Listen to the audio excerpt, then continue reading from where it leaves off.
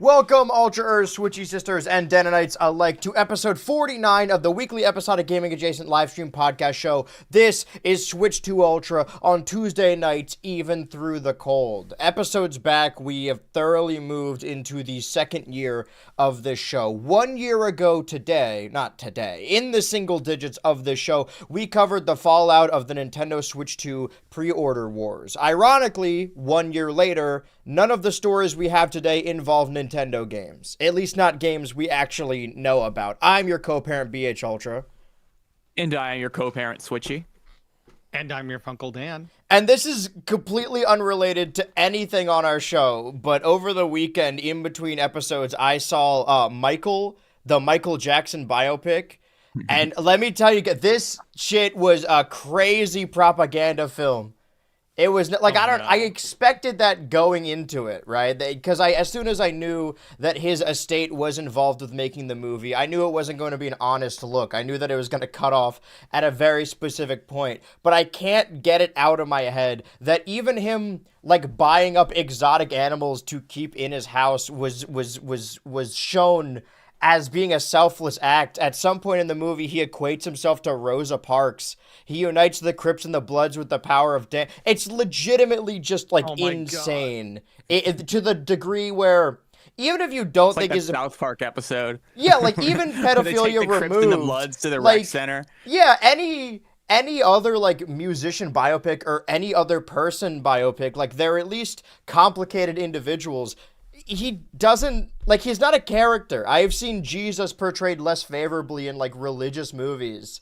And maybe it's just, like, you know, where I'm seeing these movies. But, like, I saw it the first time in a half-filled theater. And let me tell you, everyone there was stoked about the movie. And then on Sunday, I went to go see the re-release of The Silence of the Lambs in theaters for this 35th anniversary. And there were people, like, there dressed up as Michael to see the movie. It does feel like I've just fallen into an alternate universe. It's insane. That movie is insane, and the more I think about it, the more it's just... There's bits in the movie when he's, like, reading a Peter Pan book, and the camera, like, lingers on the Neverland. And I don't know if... I feel like the editor has to be in on the bit, because, like... It's ominous. There are bits in the movie when he's putting together the Thriller track list, and it's playing, like, horror music and horror stings while just cutting in on his face, and it's horrific. It's, like, terrible for... Anyway, I saw Michael over the weekend. Now... It's, like, in the in the movie, do they like show, like, Michael Jackson having any like, relationship drama or anything like that? Because that's something that I think most musician biopics that I've seen, at least, are willing to kind of touch on. No, in the movie, he's like an asexual imp, and they sort of, like... Okay. They do the, they do the Defender thing where it's like, oh, he's just a kid at heart. Like, he's like, the whole movie, he acts like a kid. Like, he's doing the Manic Pixie Dream Girl thing. And... I mean, that's really the front and end of it. Like, his entire house is like this utopia of exotic animals that he keeps buying. There's a bit where, like, he's just playing, like, his monkey, the monkey he bought, is a bigger part of this movie than you would think. I'm just saying, if we're comparing music biopics with CG monkeys, then this is nowhere near as good as the Robbie Williams one. I forgot about that. It was actually pretty good. I was hearing weird stuff. Obviously, like, I didn't know a whole lot about him because I'm not a British person, but I have an insider, and I did really like the movie. But we do have not the Michael movie, I should say. That one was fucking nonsense. But we do have a segment planned for the second act of the show. Before we get into the non-Nintendo stories, it's probably time to talk about this. Showing this image on screen. The director of photography for the upcoming Legend of Zelda movie, Gyula Pados, posted a picture of a film slate featuring our first glimpse of Link on his Instagram page. My first thought when I scrolled past this is that I thought it was fake. My second thought when I kept seeing it is that I thought it looked like Smosh for like a second. It's the first thing that flashed to my mind. I kind of see it. I don't think that this is actually a picture of the actor in costume. You can tell by the brushstrokes. It's opposed to, like, realistic looking concept art. as we know, they cast a younger kid to play the role of Link. The main discussion I've heard around this is a collective sigh of relief that he doesn't just look like Breath of the Wild. We've talked about a supposed Breath of the Wild fatigue on the show before, but I don't know if I've asked you guys what you would like to see from a live-action Zelda movie. I don't feel like I have enough of an Not Breath of opinion the on the Wild. topic. I am one of those like Breath of the Wild, like the sigh of relief. I mean, I think I messaged you about this even. I'm like, thank God it is not Breath of the Wild Link, because honestly, like, even though it came out almost 10 years ago, I'm still in that fatigue era of Breath of the Wild. It's Which, to over be 10 fair, years. I Wait, mean, no, you're right. No, it was almost 10 years. Yeah, We're yeah, almost yeah. there.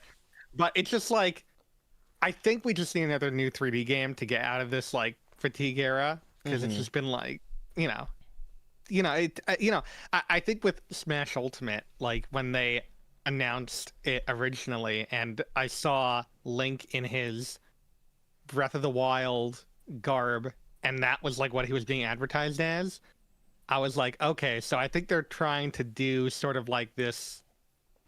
I wonder if they're trying to do a reset of this character, because now I'm wondering if they're trying to get people to think of him in this attire compared to his Hylian attire, kind of like they're trying to do with like Donkey Kong, where it's like they're trying to make this the new Donkey Kong. And it's like they're trying to have kids grow up with a certain era of Link, and they wanted to look back on it, and it's just like, it's 10 years, yes, almost, but it's only been 2 games versus like, what, 30 games with this other look? So I feel like the cultural reset isn't there yet, unfortunately. Well, fortunately for me.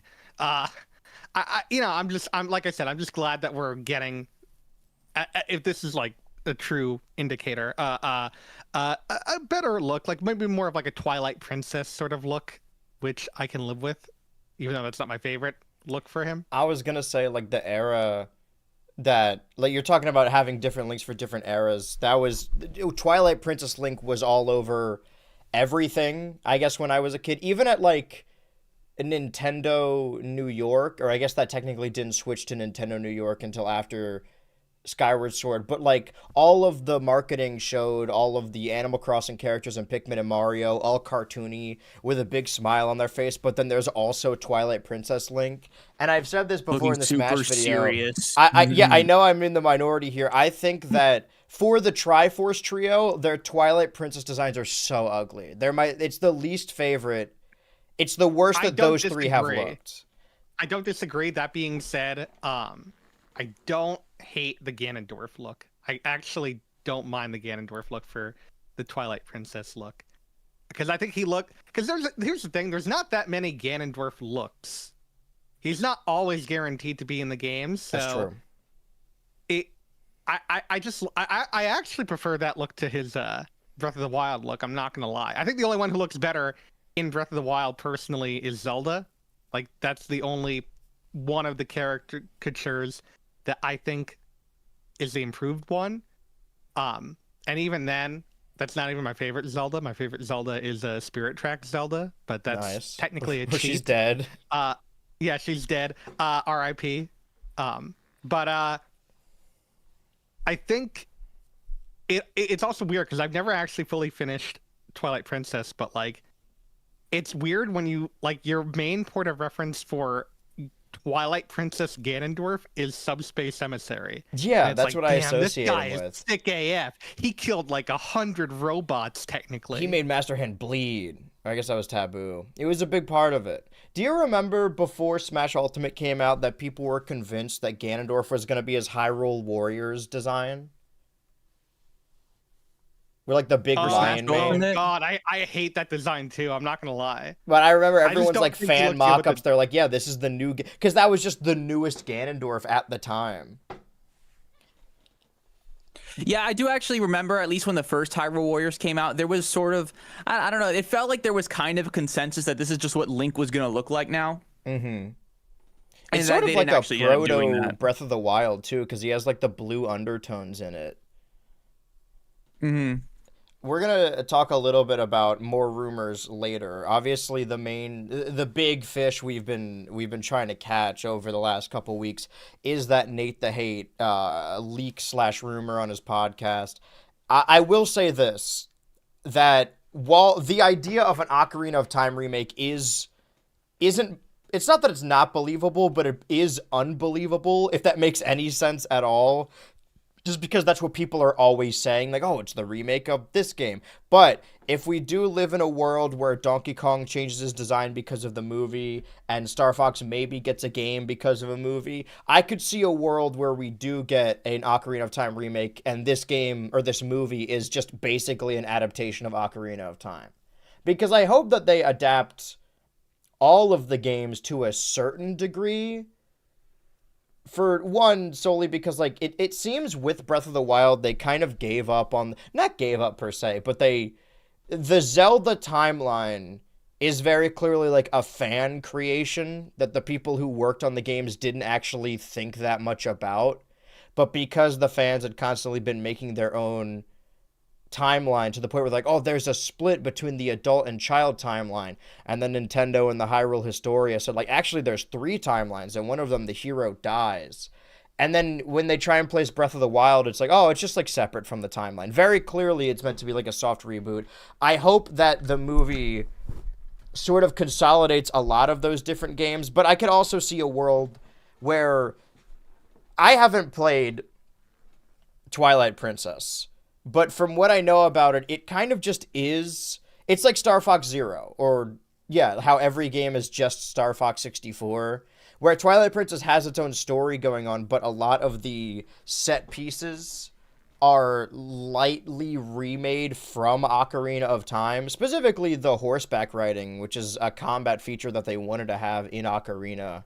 So I feel like if there are any games that it's going to take after, it'd most likely be Ocarina and Twilight Princess. I don't think we're going to be seeing a boat in this movie at all. But this actually came out last week, but we were doing a Push Dustin episode, so it wasn't really the time to bring it up. However, a week later, Universal Pictures Spain releases a list of upcoming projects with Untitled Illumination / Nintendo event film slated for April 2028, being highlighted in red. The red text down here translates loosely to subject to change. So maybe this isn't happening at all. I do think it's interesting that it uses the word event film, but that's kind of just the way that distributors refer to movies now, that it's like, oh, it's a big event. However, since most have heard that the next Mario movie will release 3 years from now in 2029, this 28 quote event is likely to be a different property, specifically that it says Nintendo and not Mario. So do you guys think that this is another Mario spinoff or something entirely different? Do we think that this is work in progress, could change in any feasible way before then? Does this even mean anything?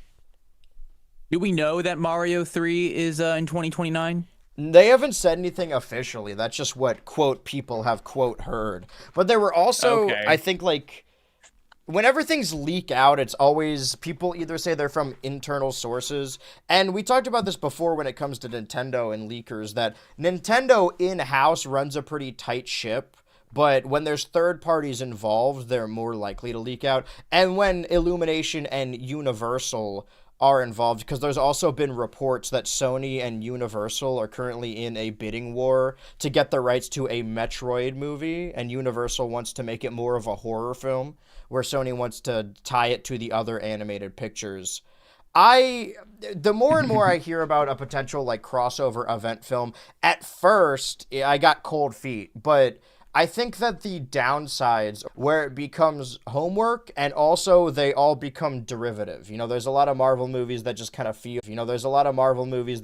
feel like they're continuations of the previous thing, as opposed to like a director's vision. And we were talking about this in the server as well, that I've been going back through stuff from 2021 because it's been 5 years ago. And when those shows were coming out back to back to back, like WandaVision, Falcon and the Winter Soldier, Loki, and Hawkeye, they did come out really, really quickly. Like, it was basically a show a month for a while but it never bothered me because I always viewed it as like one show. Like, oh, it's a weekly installment. It just follows a different character each time. But I think we've been sort of overdoing a crossover when it comes to film specifically a lot. But crossovers are fun. The idea of a crossover is that it's supposed to be different worlds colliding. And when the world is all the same, like recent Marvel movies, it isn't as fun because it doesn't feel like a crossover. The most excitement I felt when it came to like the MCU was seeing the Avenger characters meet the Guardians of the Galaxy characters because they had such a distinct style and they were kept apart for so long. So in a world where all of these individual like Nintendo franchises are made by different creatives, all with different visions. That's what I want to see, as opposed to all of them just kind of being Mario movie characters. The specific title event film is interesting. I think that we joked in a previous installment as well about like, oh, of course Seth Rogen wants a Donkey Kong movie. Why wouldn't he want that? He plays Donkey Kong. But I believe there were also reports that that one was like already in development. So I think it's possible that this could just be a Donkey Kong movie. And removing all the cynical crossover, corporate IP aspect of it, just from a writing standpoint, that would probably make the most sense considering he was like weirdly absent in the Mario Galaxy movie. Like he was just in the background of that one scene.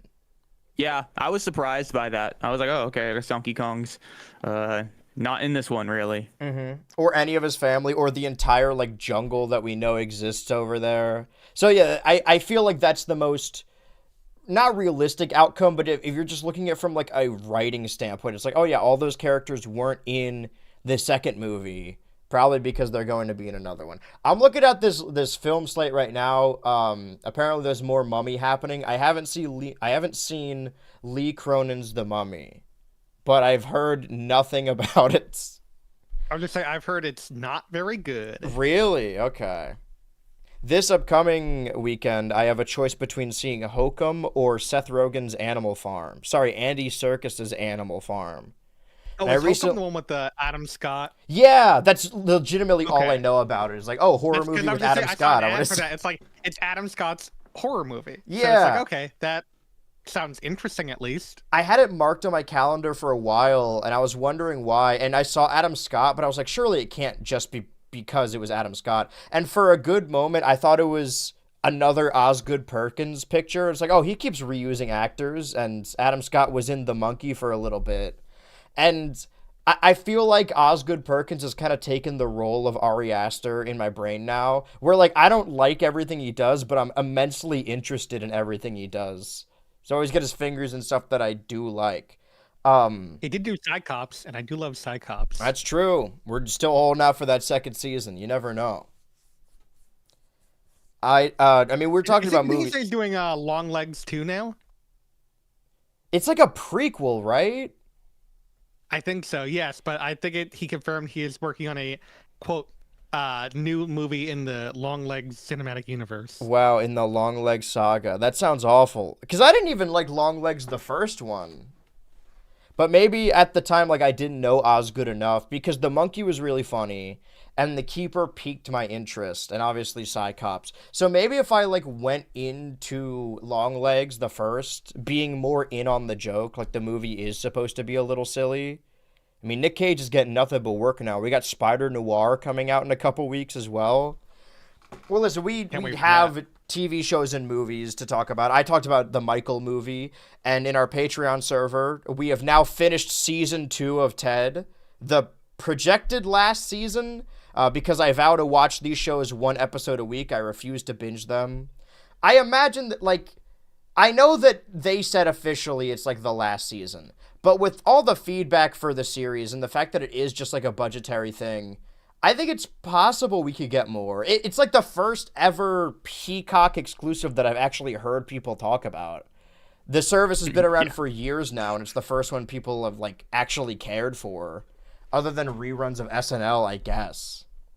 I've heard of like things like Poker Face and Twisted Metal, and those are good shows, but like this one is just like another level. Like the amount of praise I've been hearing for Ted is just like astronomical. It It's is like mainstream. the number they just came out. It's like the number one watch comedy on Peacock, right? With like, what do they say, 1.2 million or something? That doesn't surprise me at all. It's not surprising. I mean, to be fair, this is Peacock, so the options are limited. But like, I have to wonder. I think it'd still do pretty well on another streaming service. Like, if not number one, at least in the top 5. Yeah, I mean, yeah, really just I don't know. I'm tentative to say anything about specific streaming services because honestly, from a virality standpoint, it's mostly clips going around, and sometimes I just see full episodes like uploaded on TikTok. So there are entirely different ways to consume. I don't like saying the term consume media because it sounds so cynical. I'm engaging with art, but they have to see that. Like, sometimes people assume that the issue is money, but there are greater issues at play. You can't solve every issue by just throwing money at it. But Ted, legitimately, the only issue is money. So if I were Peacock, I would just be throwing money at it, as much money as they need to make like 20 more seasons, because I really liked season 2. Like, it hasn't dropped off at all. It's just as good as season 1, and season 1 was also very good. So, due to those entertainment pieces, we had an occasional Photoshop document or segment revolving around the new game of the week or the new movie of the week. A segment we haven't returned to in a while are the stories outside of the Nintendo hut in the greater game sphere. So let me list these off. PlayStation releases an update that they claim was an accident that bricks any game you download moving forward if your console does not connect to PSN within 30 days. Valve releases a video going over their bulky Steam controller and its price point, available for purchase on May 4th. Capcom released their newest game, Pragmata. And let me tell you, I have heard discourse, I have seen grifters, I have learned the most unfathomable things about the internet, and I have never once seen actual gameplay of this game. Just people standing in a corridor. So, what do you guys want to dive into first? Steam controller. The Steam controller? Definitely Steam controller. Would you guys have thoughts about this Steam controller? Because I have... If my take is, if I'm sitting at my desk already, there's USB ports out the wazoo. So I don't really mind having, what I have now is just an Xbox One controller plugged into a USB cord, and I use that to play PC games because I never had a PC as a kid, so I'm still the controller is training wheels, and I'm never able to get away from it. If my friends make me play CSGO, I'm playing with the controller. I don't care how much people complain. And there are arguments about what is, like, the best controller. And if you're playing a game like Smash Bros., where the modern Smash Bros. Controls have been built on the foundation of Melee, and Melee was developed alongside the GameCube controller, so that GameCube controller is perfectly made for that game and the button setup. And my roommate will attest that the original 360 controller is still the best. But for me, whenever I'm playing games on the computer and just need a third-party controller, I always use the Xbox One controller. And I have a Steam Deck, and it's not a portable console. Like, I use it in my bed, but it's not one I would, like, take with me. I've tried taking it to conventions before, but it takes up so much space in my bag, and I never really found any use for the trackpads. I haven't held a Steam controller, but to me it just kind of looks too bulky. I think I held one once, but I wasn't. Yeah, to be fair, I wasn't like super into it. I mean, it's an option. Mm-hmm. I think the design is fine. Like I've used the trackpads on the Steam Deck before. They're not like the best, but in regards to the fact that they're trackpads on a quote handheld device, I will not argue that it is handheld in name alone. That thing weighs like. It feels like it weighs 10 pounds after holding it for a little bit. Yeah, it has like an hour of battery life. Yeah.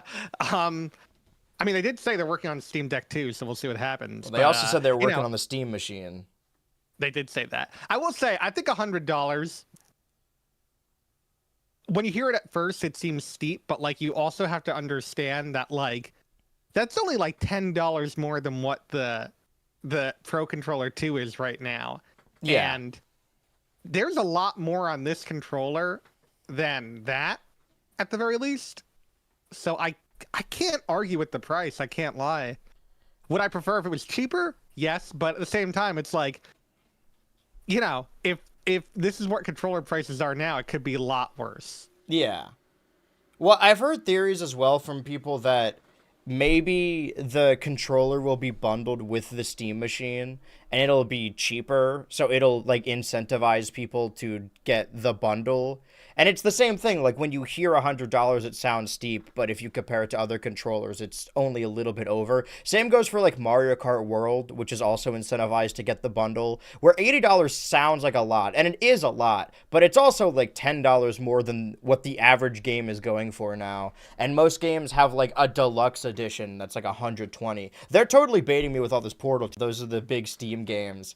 And I've noticed this before, too, when it comes to, like, any Valve hardware, that it's mostly Portal 2. For whatever reason, they don't really use CSGO or Half-Life or even Left 4 Dead and TF2 for marketing purposes. Maybe because Portal 2 has its own art style and it's, like, arguably the most, like, cute and marketable. Although, I don't know if anyone would describe TF2 as cute, but it definitely has its own, like, corporate design to it. It's definitely... I just also think, especially with the Portal series, they love to show off the graphics as much as possible. Like, it's clear that, like, Portal is where they believe they peaked, so I get it. I kind of get it, at the very least, so, more power to them. Mm-hmm. I mean, there are a lot of Valve games that we don't really think of Valve games. Because it's like, oh yeah, I guess they haven't released a game since Half-Life Alyx. But I feel like they're doing a game, like, every year. They're just a bunch of different hero shooters now that I don't really care about. Now, everything has to be a hero shooter nowadays. Yeah. If not, they're not going to make your game. Oh, actually, I mean, speaking of not making games, let me scroll to where I was in my notes. While we're talking about whether or not games are real, I did hold off on one story because everything else is unproven. First of all, as you know, today it is Tuesday, the day we always hold Switch 2 Ultra, and always have. And over the last couple weeks, we've actually been getting shadow announcements from Nintendo on the Tuesday mornings before these shows. And that's been very illuminating for us. This week, there was no story of the sorts. That being said, now that the Mario Galaxy movie has hit theaters worldwide, many believe, that now would be the perfect time to announce a hypothetical new Star Fox game. Most fans have set a fan-made deadline of before June, believing that this new game has to be announced on one of the 4 Tuesdays in May. Because if I remember correctly, this is the final Switch 2 Ultra of April. Next week we are jumping into May. Speaking of days in May, the Star Fox story has no substantiation or even anecdotal evidence. But Grand Theft Auto might. Take-Two Interactive has announced their May earnings call for Thursday, May 21st. And that would normally mean nothing. But every single announcement involving Grand Theft Auto 6 has taken place within the 2 weeks before a Take-Two earnings call. And 2 weeks before this countdown clock is May 7th. So many believe that we will see a new trailer for Grand Theft Auto 6 for the first time since the game was delayed. The last trailer we got was May 6th, 2025. And remember, the initial release date of the game was slotted for May 26th, 2026. Meaning that either we might finally see actual gameplay of the most expensive game of all time, or 2 weeks ahead of their forward, they're going to delay this game again. Now, I've been asked before why this show, Switch 2 Ultra, primarily focuses on Nintendo games. For one, it was named after the Switch 2, and we started it for the Switch 2. But the real truth is, every other game I've been excited for is in this nebulous void. Last year, we got together to cover all of the games announced for the Summer Games Fest, and I was really only interested in 2 indie games, Mouse P.I. for Hire, which has since been released, and Felt That Boxing, which we still haven't heard anything more about, nor do we have a release date for. Similarly, Valve console plans keep getting pushed back alongside any new potential games they could have built to coincide with the machine. I'm still holding out hope. We still could get Half-Life 3 before the end of the year. And Grand Theft Auto 6 may not even exist. Do you guys feel the same way? Are there any games you guys are excited for this year outside of this Nintendo sphere? Or just games we've been hearing about for a long time? Not that I can really think of off the top of my head, honestly. Yeah, I would say same. I mean, I was excited for Pragmata, and I'm not excited for it. I'm glad it's doing well. I haven't had the time or money to really buy it, so I got to check that out at some point. I will say Capcom has been doing very well for themselves. Like, Capcom releases, as long as they're not like big time sinks, like a Monster Hunter game, I usually look forward to. Well, this is what everyone said Sega was going to do. Like, I think it was 2 Game Awards ago, maybe even 3, that Sega announced this big plan to revitalize all of their iconic series. Like, oh, we're going to have a new Golden Axe. There's going to be a new Jet Set Radio, a new Crazy Taxi. And we didn't see any of that. But in the last, maybe not couple of years, I guess the last 5 or 6 years, we know that Capcom is working on a new Mega Man game. I think it was the last teaser, not the last teaser for the Game Awards, because that was High Guard. But No, the last teaser is the game that's dead. Yeah. But before that, it was Mega Man, and Resident Evil has a new game that is an amalgamation of their last 2 games and the remakes, bringing back characters like Leon Kennedy. Monster Hunter is back in a big way. Street Fighter 6 is also like still getting DLC, and now they have original series like Pragmata. Again, I don't know if you guys have seen all the awful things people are saying about Pragmata for or against it, but nobody has told me what this game is, or I haven't seen any gameplay of it. People just talk about how it's running back natalist or anti-natalist propaganda. I don't know what people are on about anymore. I'm sure the game's totally fine. But for me, every new video game, it's so hard sometimes to be interested in video game news because every new video game has like the most stupid conversation ever about it. Yeah. It's like, oh, is Pragmata like anti-natalist propaganda? It's like, dude, I don't know. Is Chick-fil-A your friend? Well, it isn't. It's such a weird read on it. Like, if you just see a cute kid character and you're like, oh, this is gonna get people to want to get pregnant. This is unrelated, and this is probably a spoiler for a later video, but I'm working on like a big Adult Swim thing, and I rewatched and wrote about Welcome to Eltingville today, and the view of like nerddom and fandom spaces have changed so much each decade. Like the 2000s, it was a punchline, and in the 2010s, it kind of felt like there was this era of like fandom and nerd supremacy, that everything was run by like, oh, it's all Marvel, it's all Star Wars, it's all stuff like that. And now every single new thing in any of those franchises, every single new Star Wars or Doctor Who or video game, you're gonna get 100 videos about like sweaty dudes complaining that they have to look at a woman or a black person. And like, I know that it always used to be like this, but it was never like this incel-y. Like, it was never this bad.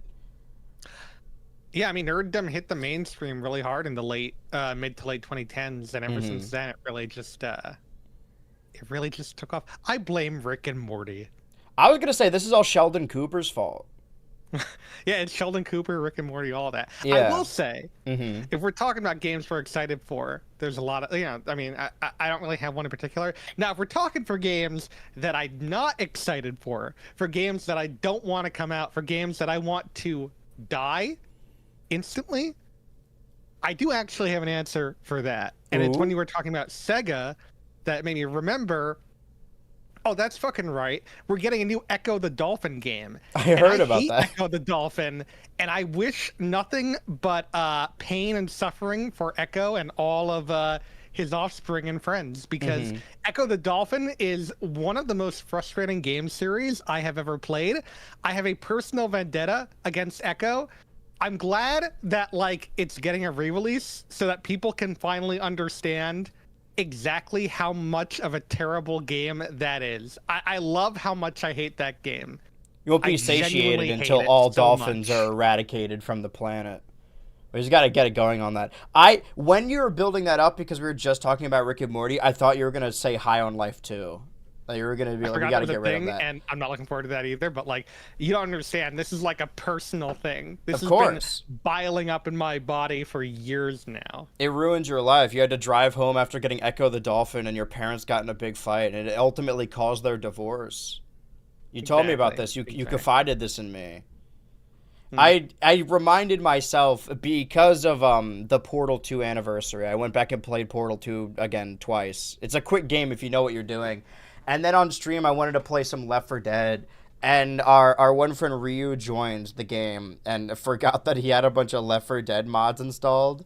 And the hardest I think I've laughed in a while, we had to pause the game, is he said that his like pistol was the was the Justin Roiland High on Life gun. And we just had to I Oh my can't God. imagine that you wanting to put that in your Left 4 Dead game. And then we just kept picturing it like talking to him. It was a nightmare. But then as soon as I learned that I could mod the game, I felt like I was a 15-year-old that just getting Steam for the first time. I was just downloading everything. I will say, as far as like anticipated releases go, Sandbox came out today, I believe. And if you don't know, It did, yes. Sandbox is a sandbox game developed by Gary of Gary's Mod, basically recreating Gary's Mod in the Source 2 engine. And the Source 2 engine was the engine created for Half-Life Alyx, and we've been getting other Valve games like CSGO being moved to the Source 2 engine. It's ostensibly just a more dedicated and better looking Source engine. And this sort of like parrots that same idea that the Source engine was built for Half-Life 2, and then a lot of the other games they had in development were moved on to the Source 2 engine, like Portal, like Team Fortress, because Team Fortress initially started as, I think, a Gold Source mod, and the Half-Life Gold Source is just I thought it was built on Quake. top. Well, that's the thing. The Half-Life Gold Source is just built. It's like a Frankenstein Quake engine. So yeah, this new Sandbox game, obviously, like the reviews are a little mixed, but a Sandbox game or even like a game creation game is really only as good as the games you can make in it. So it's hard to like get a game that's ostensibly just like Gmod HD or Gmod 2 and judge it based on what you can and can't do in the game, because all the fun to be had in Gmod are our fan-made creations. Our Trouble in Terrorist Town, Prop Hunt, Sourced Film, or yeah, Movie Maker, I think like that. I'm excited to see if there is a wholly new like audience or slate of people that are animating in Source again, because now that we have stuff like Blender and I guess the Unreal or maybe the Unity engine, it's a lot easier, not easier, but it's a lot more palatable and understandable to 3D animate. But there was a gold period for a time where everyone was animating everything in Source Filmmaker, and it was just a fantastic time to be alive, to the point where like I've parroted this idea before that like I never grew up with the GameCube games, like the Nintendo GameCube games, but I did grow up with Mario Kart Wii and Super Smash Bros. Brawl. And all the games they referenced in those games were like, oh, the Piantas are all over Mario Kart Wii. You can go to at Delfino Plaza on Smash Bros. And also Luigi's Mansion. So I have like nostalgia for those locations, even though as far as the games go, I was never actually there. Similarly, because I'm so used to everything being built on the Source engine, I went to play Left 4 Dead 2 with the group, and I haven't like properly played it like ever. Like I've picked it up a couple times and maybe done a Halloween special, but this is the first time I like dedicated time to playing it, and just like the sound effects, the subtitles, the font, because Source is the same across the board, it was nostalgic for something that I've like never ever played. I've experienced that. I can't name what game it was, but I've done things like that where I've like played a game for the first time, but because it's that kind of game, it doesn't feel like the first time. Yeah, it's referenced so many times that in and of itself, the same thing kind of happens when you play a game that inspired a lot of other games, and maybe it doesn't hold up, but you can see where it came from. All its not detractors, but everything that picked up from it. But that's really all we have to cover out in the greater gaming sphere as far as Nintendo goes. I mean, there's really no Nintendo announcements that were official this week. We host this show every Tuesday, and we used to be prepared for stuff releasing on Thursdays. And to be fair, stuff still does release on Thursdays, but it seems more often than not now that we're getting announcements every Tuesday, and we just haven't gotten one this time around. We do, however, have, I suppose, not counting this one, 4 more weeks until the release of Yoshi and the Mysterious Book. So really, at any point in that time, we could get an announcement. I will say, I don't see a Star Fox game releasing in May. May seems to firmly be the Yoshi and the Mysterious Book time. But I could see us getting a repeat of last year, where the time between June and July, that doesn't seem like a long time, but the time between the console coming out and Donkey Kong Bonanza seemed so huge and insurmountable, and it felt like we were getting a drought, like, oh man, there's not anything. And then from October to December, we were riding pretty high, like getting something interesting every week.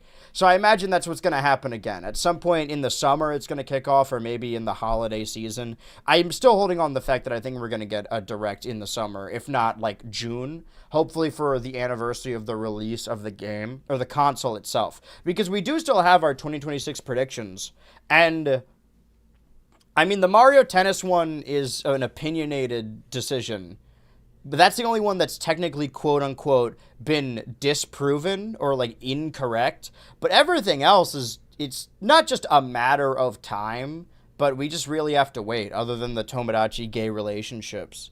And the reason I bring that up is because we've had a lot of predictions when it comes to Pokemon generations. I do love that you have the Ocarina of Time remake here. You could have the crazy sweep at the very end of the year if all these end up being right. Because at the very bottom of all of ours, TheDanTheManShow predicted that there will be a new Smash game with a really stupid gimmick. Switchy predicted that there will... Yeah, you said that. I did, yes. Oh, I thought you said I did, question mark. No, I did. I remember that. I stand by that. I'm glad you're standing by it. Well, a lot of your predictions are also like, you do not have a lot of faith in Nintendo. Half of your predictions are like, this thing's going to come out, but something's going to be fucked up about it. Well, no, that's not true. I said people will like Gen 10 more than Gen 9 and Gen 8. Okay. I did say that. And knowing Pokemon fans are even worse than Nintendo fans specifically. So that's true. I think that's a pretty positive outlook. That's fair to say. Switchy said or predicted that Super Smash Bros. Ultimate will receive a Nintendo Switch 2 edition. And just to split the difference, I decided my last prediction to be that Super Smash Bros. Switch 2 edition will be released within 90 days of the new Smash game. And a hypothetical new Smash game, I don't think it's coming soon. But because we have a long period before we hear anything about it, really ever, I have gone on record saying that I know that there are a lot of people that just want Ultimate and more. They view Ultimate as this perfect Smash Bros. Game and want it to keep going. Just want more DLC for Smash Ultimate. And I understand that, especially if you like a more obscure character. You like all the characters, you like all the stages. I will say that while there are other games I go back to, Smash Bros. Ultimate is still my favorite Smash Bros. Game. But the idea for me of a like Smash Bros. Ultimate Deluxe doesn't really make sense for the Switch 2. Like Mario Kart 8, Pokken, Hyrule Warriors, I'm sure there's another one I'm forgetting. All of those games getting deluxe editions on the Nintendo Switch made sense because you couldn't play any of those games on the Switch without that. There was no backwards compatibility with the Wii U. But for Smash Bros. Ultimate, if I want to play Smash Bros. Ultimate on the Nintendo Switch 2, I can play Smash Bros. Ultimate on the Nintendo Switch 2. And I think that this specifically affords Nintendo the opportunity to really go all out. And the more and more you hear people talking about a hypothetical next Smash game, the common story that comes up a lot is clearly they're not going to be able to top Ultimate with how many characters and how many stages they got in it. And if they did, it would get a little crowded. So what they should do is a little bit of a, people keep saying soft reboot, and maybe that's too extreme. I don't think you necessarily need a soft reboot. I think that the best course of action is, and this is going to sound like it's negative towards Ultimate, I promise it's not, just pretend for a second that Smash Ultimate doesn't exist and build a hypothetical sequel to Smash for Wii U and 3DS. Because the pattern was, for a while, that Smash 64 launched with 12 characters, a 12-character roster. And then Melee added 13 or 14, depending on if you count Zelda and Sheik as different characters. They have fully different movesets. Smash Bros. Brawl added 15 or 18, depending on if you count Samus, Zero Suit Samus, and then Charizard, Squirtle, and Ivysaur as individual characters. Again, different movesets. And then Smash 4 added 14 or 17, counting individual Miis.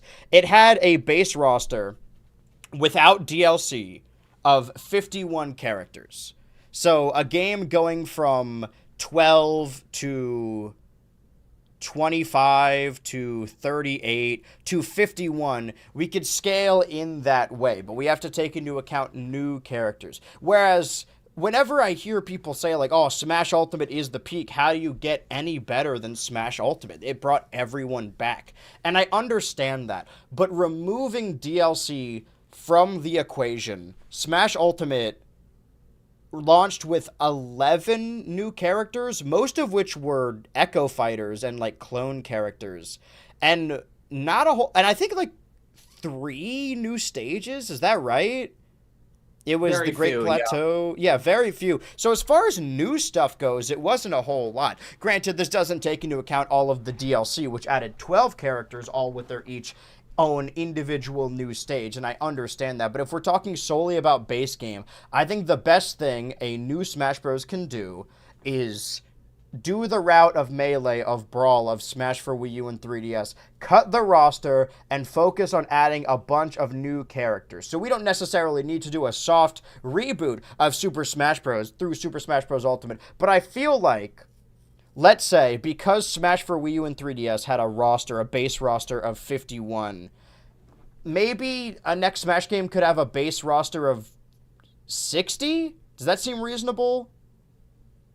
Yeah, maybe 50. 50 to 60 is a Going good back to 50? range. Okay, maybe going back to 50. So if we want to focus on new characters, most of the new characters, obviously 64 added 12, Melee added 13 to 14, Brawl added 15 to 18, and Smash 4, Wii U and 3DS added 14 to 17. So the most amount of newcomers we've gotten in a base game is 17, and the least amount was Ultimate with 11. So let's say around, like, let's split the difference and say like 55.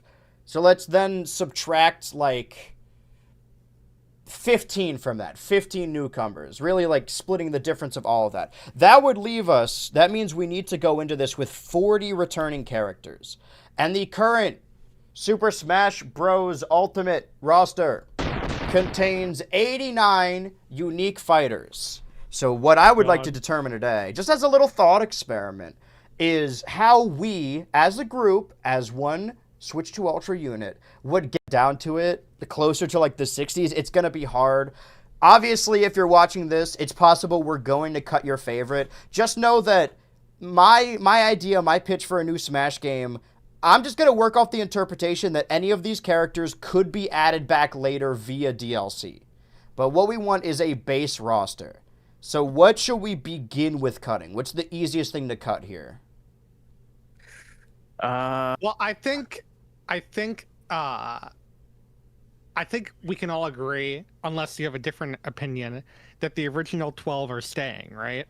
I was going to say that there's a handful of characters that I view as like the Smash Bros, if that makes any sense. Like when I think about it, I think about the Brawl cutscenes and like Brawl taunts, I guess, all the branding. I would say that the base roster we need to keep are all of the characters from Melee that moved on to Brawl. So I could say that I think it's fair to cut Dr. Mario, Pichu, Young Link, Roy, and I think even Mewtwo. Damn. Okay. I agree, Dr. Mario. I agree, Pichu. I agree. Young Link? Yeah. I guess there's more games with Toon Link than Young Link, so I guess I agree, Young Link. Well, I mean, as we get more into the nitty gritty, I honestly think we cut two links, but It'd be weird because I feel like they want to keep Chrom, but at the same time, can you keep an Echo without getting rid of the original? Is that possible?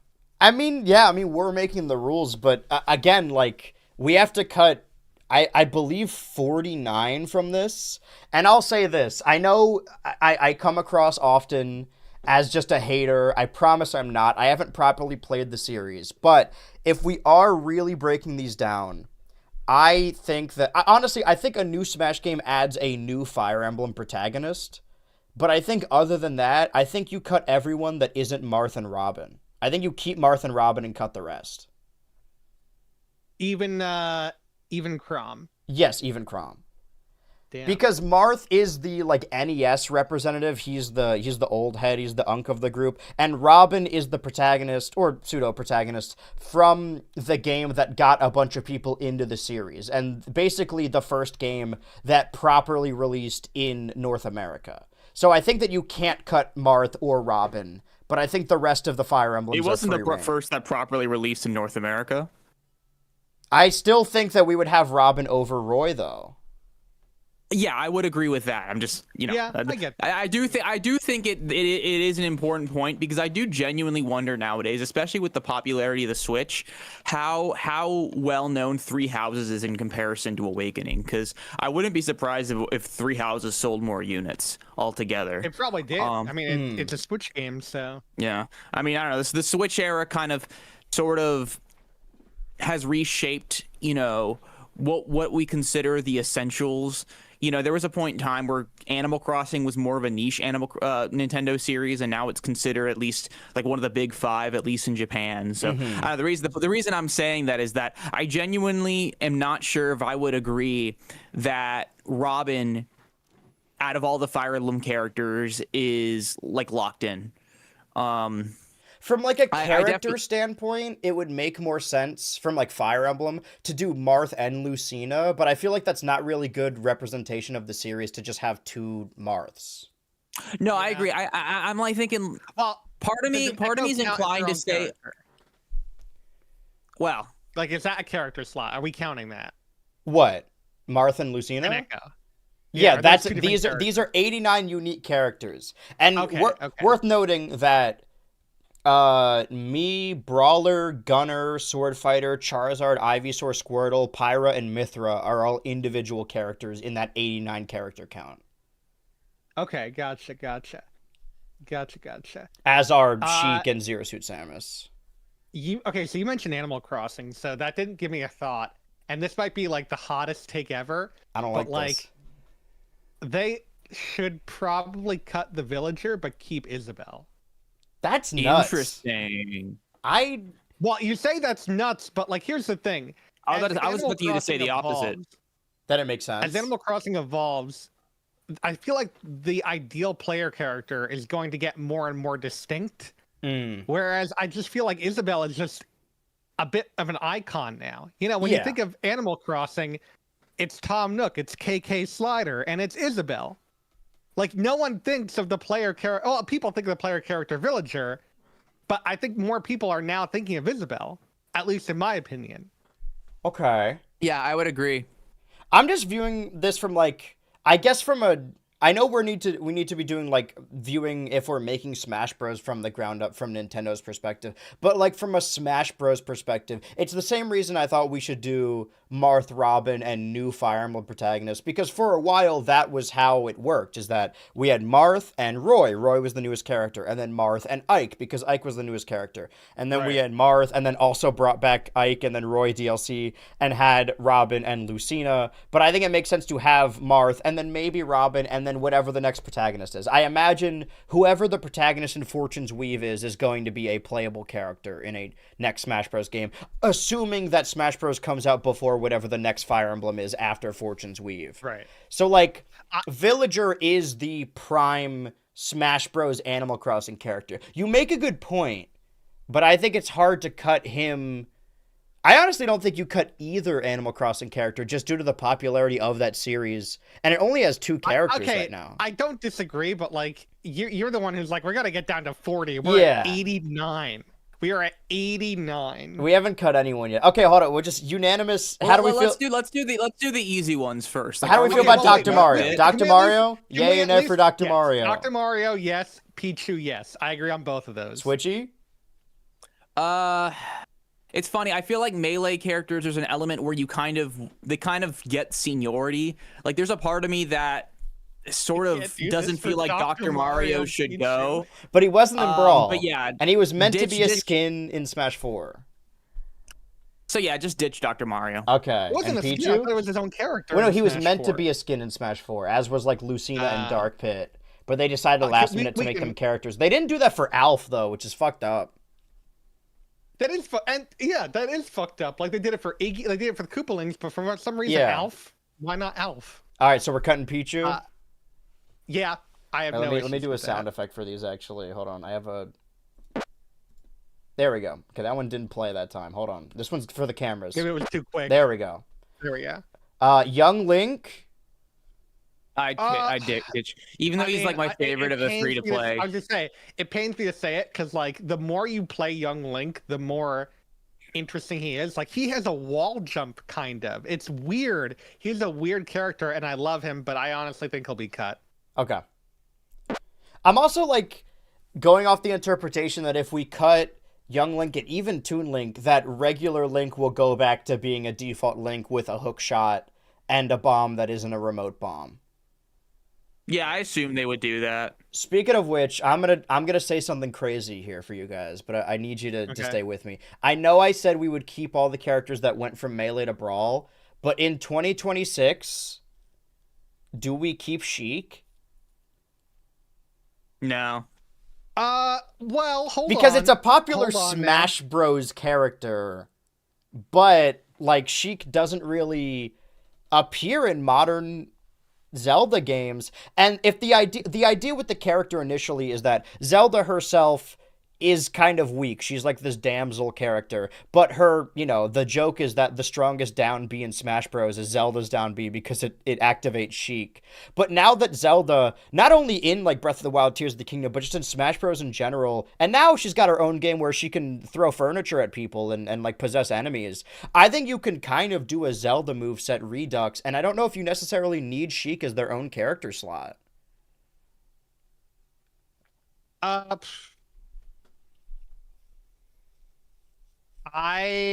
That's a hard sell. Mm-hmm. Because it just been in Smash Bros. For so long. Yeah, I can understand that. I guess we dump Sheik. Okay. People aren't gonna like this because they're Sheik mains, but it is what it is. I mean, if we're going back, if we're doing the originals, I mean, do you want to do the Echoes too? Talk about Dark Samus? Yeah, and do Lucina? we need Dark Samus? Dude, I think we can all agree Samus. Dark Samus. I like Metroid Prime too, but like, we'll what is dump Dark Samus? I feel like it's Lucina, a hard sell to cut Daisy like now. I feel like Daisy is like one of the Mario characters that's been on the up and up in the past 10 years. Let's get back to Daisy. I feel like Daisy is a whole different story because she's a Mario character. This might be easier to work from like the bottom up. There's only 2 Mario characters I think could even possibly be cut. Okay. And I think one of them, I think we can all agree, is the pretty obvious one, which could probably be cut. Dr. Mario? I mean, besides Dr. Mario. I don't know where you're going with this, Bowser Of the Jr.? ones that are left. Piranha Plant? I think Piranha Plant. Oh, yeah, Piranha Plant. Yeah. I like Piranha Plant, but that's a fair cut. And honestly, and it pains me to say this because I love him so much, but like, they might cut Diddy. I think there's a world where they combine Donkey Kong and Diddy into like, what I think could happen is they have 8 Donkey Kong skins. Half of them he has Diddy on his shoulder, and the other half he has Pauline on his shoulder. Interesting. Interesting. But I still think you would cut a Diddy character slot. I think that's fair. Well, Switchy, what do you think? I mean, would I want that? I've, I, Me and Diddy go way back. me and Diddy go way back. Yeah, you know, Diddy I don't know, like, yeah, you can drop Diddy. All right. Diddy.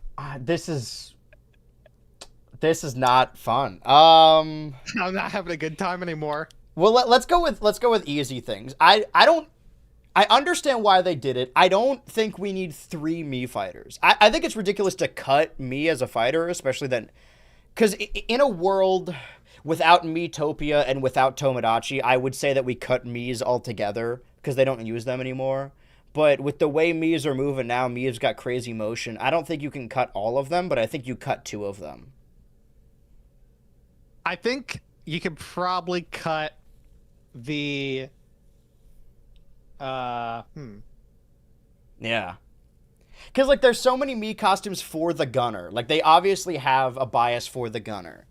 But it would make sense to keep the brawler, since it's kind of just I a would basic... say the easiest one is Sword Fighter. Yeah, you cut Sword Fighter, or you keep Sword Fighter. Yeah. No, cut Sword Fighter. Okay. I think that's probably the easiest one. I don't know. Well, wait, did we all agree on that? I don't want to Switchy? say do it. I mean, I guess I don't know. I honestly would guess they'd keep all the Mii fighters. Because I feel like the big thing about the Mii is the customizability. I've never really cared for the Mii fighters, but I mean, it's Okay. I don't think they would have you only know one what? kind Is of there Mii a fighter. world where these 3 get consolidated to one slot and just you can change the neutral B to be a sword or a gun or a punch? Oh yeah, I can see that happening. Yeah, I can see that happening. So if Oh we yeah, want to the like chat, by the way, is consolidate- talking about recent news. I don't know if you guys knew this, but the White House shooter was a Mii brawler main. Like, it was a Smash Bros. I think I heard about that, yeah. Oh, no. And I always see images of Luigi Mangione playing Smash Bros. At MagFest 2020. I like to think that they cross paths at some point.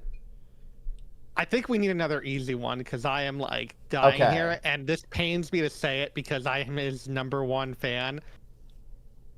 I don't think Banjo's coming back. That's fair. I'm a Banjo Yeah, I man. think Again, it like, pains any of me these so characters much to say could be this, added but, back, like, but... I don't think Banjo's coming back. I think we gotta drop him. That's I'm fair. sorry, Banjo. I love you, but like, damn. And of that same moniker, I just don't think they have it within them to bring Steve back. Not without substantial changes. Exactly. And I just don't think they want to deal with that again. Yeah. Switchy, how do you feel about Banjo? I could see Banjo being dropped. I'm a little bit more reticent about Steve being dropped because I think they just probably like make him suck. Because I don't think Steve is like a character that would be that hard to make suck if you're that like Yeah. if honestly I think if they were still patching the game they could have fixed Steve. I don't think Like, they... Yeah, I and mean, they didn't get rid of Bayonetta. Of course, everyone came back, but... Here's my thing, it's not right? even just Steve. It's also just like they also had to rebuild every single stage to make Yeah. Steve work. And that's the other. It's just so much work, and I just don't think they have it in them. And I don't blame them for not wanting to have it in them. That is a lot. There is a Sakurai bias, of course, when, creating these games. He is the director. But, as Nintendo All-Stars, do we keep Dark Pit and Palutena? no. I Well, would I mean, argue Sakura. I feel maybe like the fact that Palutena. Sakurai is a part of this. Yeah, but we're making think- the roster. Okay. I mean, if it's up to us, I would drop Dark Pit. Okay. And I can stomach losing Palutena. Like I think Palutena is a cool character, but I don't think she's that fun or plays that well, personally. Dan? I definitely agree on Dark Pit. Okay. Like I think Dark Pit is an easy sell. I think Palutena, that's tough because Palutena is such an interesting character where, like, okay, so spoiler alert going forward, I don't think any of the Kirby characters are going to get the cut, like, at all. Like, Yeah, I I don't think we either. can all agree on that, probably. Mm-hmm. if there's no new Kid Icarus game or a Kid Icarus Uprising port coming out, I could see Palutena getting the cut. Okay. Yeah, that's why I'm thinking about it, because like, There's an what is asterisk, but... Palutena's been in like 2 games, or Yeah. I mean, the Kid Icarus, Kid Icarus on the NES, Kid Icarus, I think, of Myths and Monsters, and that's she's a tiny little sprite, and she has some art drawn of her in like the booklets. And then there's Kid Icarus Uprising, which at this point is 12 years old. I think a lot of I think a lot of the characters that are going to be dropped are like the kind of like Nintendo darlings from last decade, and Palutena is definitely one of them. Frankly, Speaking of, while we're at it, yeah, we should just drop Crom now. I think, I mean, if it was up to me, I would drop. I mean, dude, I don't know. Like, first of all, Crom's just like a less fun Roy, at least in my opinion. I prefer playing Roy. So I drop Crom if you guys are fine with that. Does the same apply to Corrin? Definitely get Corrin the fuck out of here. Okay. Dan, any reservations? Okay, yeah. I mean, I have no say in the Fire Emblem thing whatsoever. I'm gonna take your word for it. Yeah, I'm the only Fire Emblem. Okay, yeah, no. Sorry to all the Corrin fans for what I just said. I just like to like let out all my all my anger and unresolved Here's frustrations. My principle. I don't think that we cut any. Obviously, we just cut Banjo, but we don't cut any series as long as there's like one repping it. That's why we keep Pit. Here's the thing. For third-party series, yes. For third-party series, no. That's what I was gonna say. Like, it makes sense to have Marth and Robin, and then like a new Fire Emblem. I know that Xenoblade isn't as popular as the other series, but I think we keep Shulk. Do we keep Pyra and Mithra though, or do we do Shulk and the new protagonist? Well, if I could just avert from that for a second. Okay, yeah. Because I know you're saying keep it. We gotta keep all the series intact that are first party. I think there's a big asterisk, and that big asterisk is the Wii Fit trainer. Okay, so that was my other point to what I was going to say. When I said, like, okay, we'll keep each series, these are just the characters we're cutting. This doesn't take into account, like, new characters. But an idea I had, if this is, like, a new Smash Bros. Game moving in a new direction, where any of these characters could be added back at any moment, I like the idea that, like, Ryu and Ken are cut, and then maybe there's a new Street Fighter character in the game. Simon and Richter are cut, and then maybe like Alucard is in the game. Similarly, I think you cut Wii Fit Trainer and do what they did with Ness and Lucas, or what they wanted to do with Ness and Lucas, and just give her moveset to the Ring Fit Trainer. Oof. What did they want to do with Ness and Lucas? The idea was to have Lucas be in Brawl and not Ness, and Lucas would just, like, have Ness's moveset. But then people... I don't know if they complained or if they just got cold feet, and they're like, well, we can't remove Ness. He's been in the game from the beginning. So they kept both Lucas and Ness. Yeah. Or maybe they were going to do that in Melee because Mother 64 was still in development. Yeah, but it was still, like, they thought it was going to be released, and maybe they just didn't do it because Earthbound 64 hadn't made any progress. Yeah. Well, let me ask, now that I think about it, have they ever done something like that where the only character from a franchise is completely replaced? I don't think they've ever done that. I'm not saying that that we can't do that here. I'm just not a franchise, but like, you know, got rid of Mewtwo and then added like Lucario in his place. Like, I think there's a room for like having the same design concept, but with the newest character. Archetype. Yeah. Well, while we're at that, I think they dropped Mewtwo. Like, I mean, okay. Honestly, question. Yes. Do you think they'll drop Mewtwo, or do you think they'll drop Lucario? I think we have to cut multiple Pokemon. Mewtwo's just the start of this. No, we're gonna have to. I could see them. I could see them cutting. Okay, like between Mewtwo, Lucario, Incineroar, and Greninja. I think all of those are on the chopping block. Personally, you think they'll cut Incineroar? I think that's the easiest cut. I feel like in the last couple of years, Incineroar's gotten like really popular. I don't know if he's more popular than Greninja, but like, I think between like Greninja is so popular in the anime that it's just such a different sphere that we're not looking at here. Yeah. I think between those 4, you cut 3 of them. It's just a matter of which one do we keep. Well, there's 7 technically. Well, okay, I mean, there's 8 Pikachu's gonna stay. Pikachu's gonna stay. We No, already dropped Pikachu's Pichu. staying. I don't think that we can cut Jigglypuff. I think that's sacrilege. I'm I pro can't original touch it. 12 because I'm a We good gotta, player. I just say we gotta keep the 12. Right. Keep the 12 intact. And Daisy's also there. Yes. So we have Incineroar, Lucario, Greninja, Mewtwo, and then we also have the 3 Pokemon trainer trio. Do you think they would just go back to Charizard again? I think that's possible. I think they it's do that. impossible. I just Maybe honestly, I lame. might say cut Squirtle and Ivysaur right yeah, now. that's fair. I would you- say at the very least. Yeah, just you can cut them. You can cut them. Okay. Which is lame, but like I don't think it's impossible. Mm-hmm. Okay. Is Sephiroth staying? No. Well, because now we gotta ask: is Cloud staying? Well, here's what I'm saying. You drop Ken and Ryu and then add like Chun-Li to the game. You drop Cloud and Sephiroth and add a different a different Final Fantasy protagonist to the game. You drop Simon and Richter and add a different Castlevania character to the game. I think we drop all of those. I disagree. Okay. I at the very least agree that we can drop the Echoes. All right. We can drop Ken. We can drop Richter. But is I think it's Richter more the along the lines Echo of or keep is the main Simon the list. Echo? It really makes you Richter's think. definitely the Richter's the Echo. Echo. All for right. sure, 'cause people don't know who the fuck Richter is. Not in the West, they don't.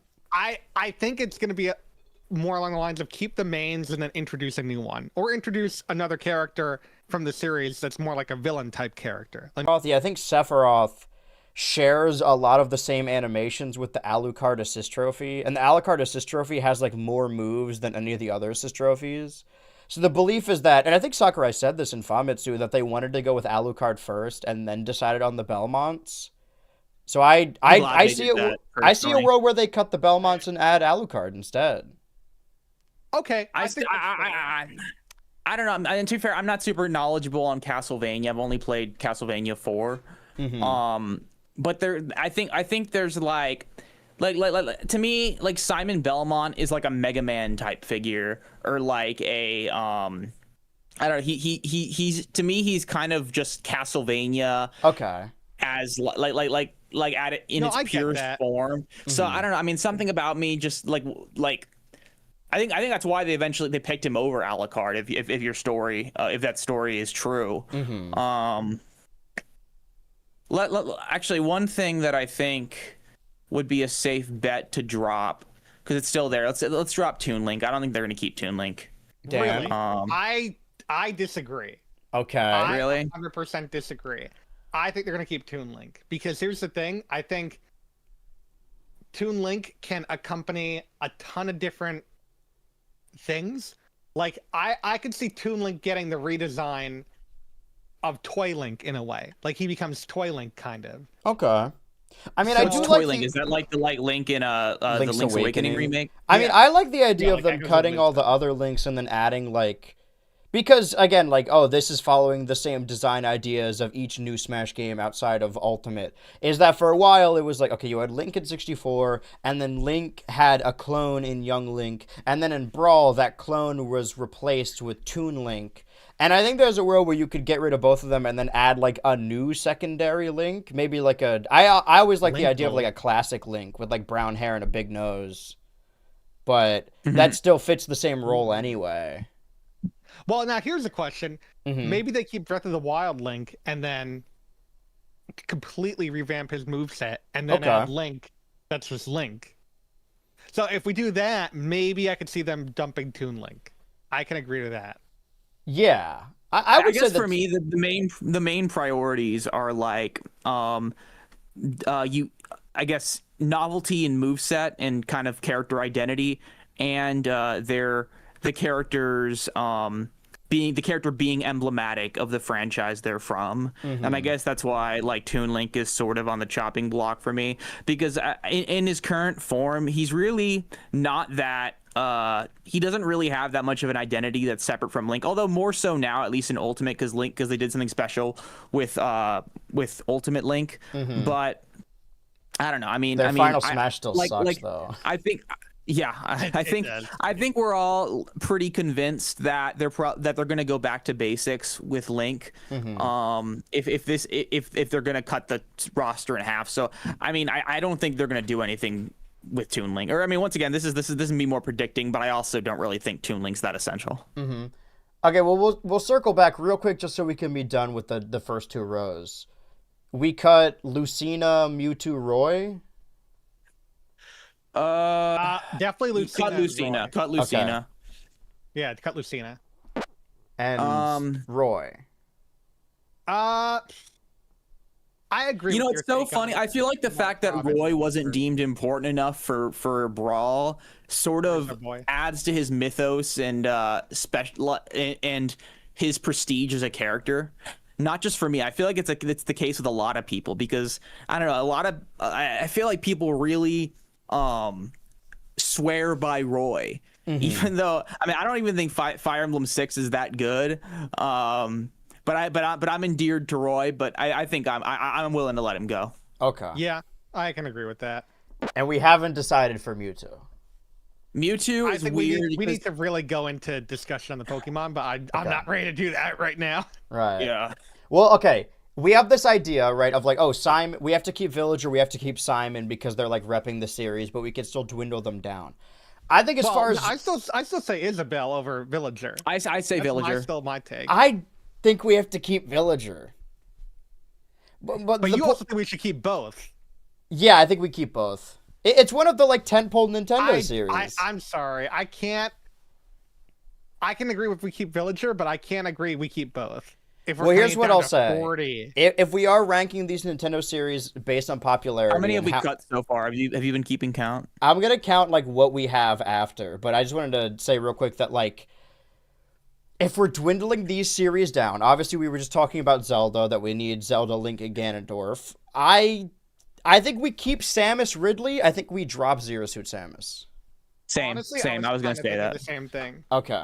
Also, you can drop Toon Link. I think. Okay. I'm down for that. Yeah. Then I will concede and drop Villager.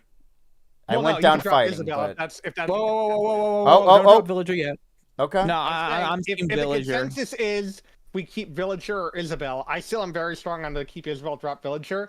But if I we think have to we keep keep one, both. I can agree keeping Villager. I could see keeping both, at least in terms of what I would see as Nintendo wanting to do, because Animal Crossing is still a big thing for them. I mean, that's another thing I'm thinking about is, you know, which of these franchises has had like serious fanfare and interest in the last 10 years, and Animal Crossing is definitely one of them. So I mean, if I could see both, I could see Villager and Isabelle staying as being considered appropriate. I'm still pro like only Villager though if it's going to come down to one, because I don't know, because Villager is what you play as, and I think there's like a certain there's something about him being the player character that I think hedges him over Isabelle, even though I personally prefer Isabelle. Isabelle is one of my favorite Nintendo characters, period. I guess it would be weird to cut the character that is technically the main character. That would be weird. So. Pyramithra, I could see them cutting Pyramithra. I mean, okay, we're at 69. I think right it's now. about time we get Rex, so I could see them cutting Pyramithra. Yeah, I think you keep Shulk and then do just. that. Well, who's You the think they newest add Xenoblade Rex? protagonist? Noah, but I mean, his name's Noah. Yeah, but then you could Yeah. okay. That's a normal name. You keep Shulk and you add Noah, then, right? yeah, potentially. I don't know. I memean, Xenoblade's weird. It's sort of I guess it's similar to a Fire Emblem situation where how big is Xenoblade really? I mean it's pretty popular, more popular than it used to be, but out of all of this, I could see Pyra and Mithra being dropped, and I actually would agree with you. I think if they drop Pyra and Mithra, they'd probably bring in a new character from Xenoblade, maybe Noah, or maybe like whoever is going to be in Xenoblade 4 or whatever. What do you think, Dan? I don't know enough about Xenoblade, but I can see that happening. We could drop them. That being said, can we get Byleth the fuck out of here? Yeah. Switchy? Yeah, I mean, Byleth, I mean, Three Houses is really big, but I think that it really I mean, I don't have the sales figures in front of me, so this is just kind of going off of vibes, but I don't really know if Byleth is that just cherished of a Smash. I mean, I can drop Byleth, but I don't even know if I really think there's much incentive to keep him in, because Three Houses came out 7 years ago, and it's a great game. It's one of my favorite Fire Emblems, but I don't know. It's just another Fire Emblem character, and I don't know. By that same metric, in a world where Ganondorf is slowly absorbing him, I don't think we need Ike either. I think we agreed on that, right? Are we cutting Ike? We were talking about it earlier. Sorry, I just gotta. No worries. I'll say this too. This is going to be a little. Ike is weird because I feel like Ike is another situation. Like there's a seniority of being, in Smash Bros. Since Brawl. I like mostly what we've been cutting is newer characters, and that's why honestly I could see them just going by predictions or what I think they would do. If they only cut it down to 2 characters, I could see them keeping Marth and Ike and not keeping Robin, for example. But I don't know. I never. Once again, if this is kind of like us making the decision, I could drop Ike just because I don't really think he's like that fun to play. I mean, he's not bad, Well, let me ask you, Dan. Would you rather have Robin or Ike? Because I think we cut one of them. I mean, Ike is my go-to in regards to just like he was my go-to in Brawl. Okay. Like I loved him. That being said, Ganondorf is kind of just turning into Ike, so I don't disagree that we could just get rid of Ike, because we're not going to get rid of Ganondorf. I think that's ridiculous. No, but I do have another crazy thing to say. Oh, God. Obviously, Snake was a request from Hideo Kojima because he was good friends with Masahiro Sakurai. In 2026, when Kojima has been publicly ousted from Konami Games and has his own games going on, and obviously the goal of Smash Ultimate was to, 1, please everyone who voted in the ballot, and 2, bring every character back. And bringing Snake back was a big portion of that, but I don't think we get Snake for the next game. I think we get a different Kojima character. I think that we could live in I was going to say, I think we live in a strange world where fucking Norman Reedus' face is in a Smash Bros. Game. Like, I could see that happen. I hate that. I really hate that. But it's not unlikely. I don't know, man. I don't disagree that Snake is going to be a hard get for the next game. So I don't disagree that I think it's more likely they just drop Snake than replace him with like. I was just saying it's too hard. Well, I don't think there's like a clone they replace him with, but I think that Kojima gets another shot. Ironically, because Snake is a clone. The most iconic Kojima character, not from Metal Gear, is Pyramid Head.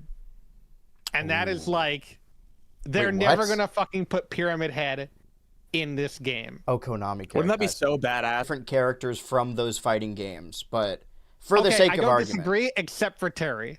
That's the only one, because he is literally the main character. Mm-hmm. I always thought it was interesting that they brought in Min Min instead of the, like, I forget what is the main guy's name. Well, he was an assist, so I get it. Springman. Yeah, I mean, Min Min was the most popular ARMS character. At the time, people really wanted Twintel, because not only did Smash Bros. Roster need women, but also a black woman, which they don't really have. Yeah. But yeah, cutting Min Min's I think ARMS. And I think Kazuya. ARMS is a Kia. Here's what I'll raise you. If we're talking about like character movesets and like fighting archetypes in this game, and maybe working off the interpretation that they get replaced with a different character from their game, there is a Tekken character that is occasionally fire-themed tiger who does wrestling moves. So is there a world where you cut Kazuya and Incineroar and then put King in their place? Maybe. That could work. I'm okay to cut Incineroar. That would be so weird. I could never see that happening. If they cut Kazuya, they're going to add Jin, if they're adding a Tekken character. Yeah. But I think we all agree if they're going to cut any Pokemon character that's remaining, it's probably going to be Incineroar. Yeah, right? Incineroar is more popular than I thought he would have been, but I think it's a fair cut. And I'll cut Kazuya as well. Regardless of how we feel about cutting Cloud, do we cut Sephiroth? I think so. Uh, So, I don't know. Final Fantasy VII is so popular right now. it's like a game of Yeah. all time. No, But there I are- agree with so that. There are popular. 4 Square Enix characters in these bottom 2 rows, though. Then get rid of the hero. We don't need the hero. You get rid of the hero? I don't think we need the hero. I don't think anyone will miss the hero. That's such an American think that- mindset. Yeah, I mean, Dragon Quest is like a different kind of beast in Japan, or at least historically it's been. Though I definitely Replace kind him of with agree. the slime. Yeah, replace him with a slime. Does the same apply to Persona? Is there a new Persona protagonist? I was gonna say there is no new Persona, but at the same time, I can't help but feel like Persona 5's popularity has definitely dwindled since Yeah, 2018. it was a huge deal in 2018 because it was like Game of the Year. Yeah, I winner know. Like it feels 2016, like no but one gives a fuck about Persona 5 anymore. I mean, Yeah, it's been a while. we can Yeah, cut the Joker. I'd drop Joker, to be honest. Let's see. I think you keep Sora. Well, If they can it's funny. do that. The reason I was thinking earlier that they dropped Sora is just because I imagine it was a pain in the ass to get Sora in the game. You know what I mean? But that's just what, like, because of the same applies to Steve, and I feel like they would want to keep them just Yeah. because they already work so hard to like get them in the game. well, they no, only but I here's assume the thing, deal only lasts Steve for one. Is a different kind of how hard it was because it wasn't the rights; it was reworking everything, and that's why I still think he's probably would not be back. Well, you guys want to hear a hot take? Sure. Yes. I think I would be fine with dropping both Falco and Wolf. I mean, Both of them. I see Wolf. I can't see Falco. I could see Cannot Wolf. Falco.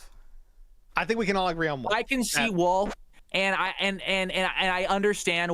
I'm kind of saying Falco because at the end of the day, like Falco was always a clone of Fox, and to be fair, you know, at this point in the series, he controls very differently, but he still has the base moves.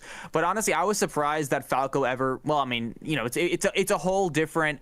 It's a whole different beast now, Smash Bros, and how characters become characters. But you know, if Star Fox came out 20 years later, like if Star Fox came out in the 2000s, Falco would have never become a character. You know what I mean? It's like, Right.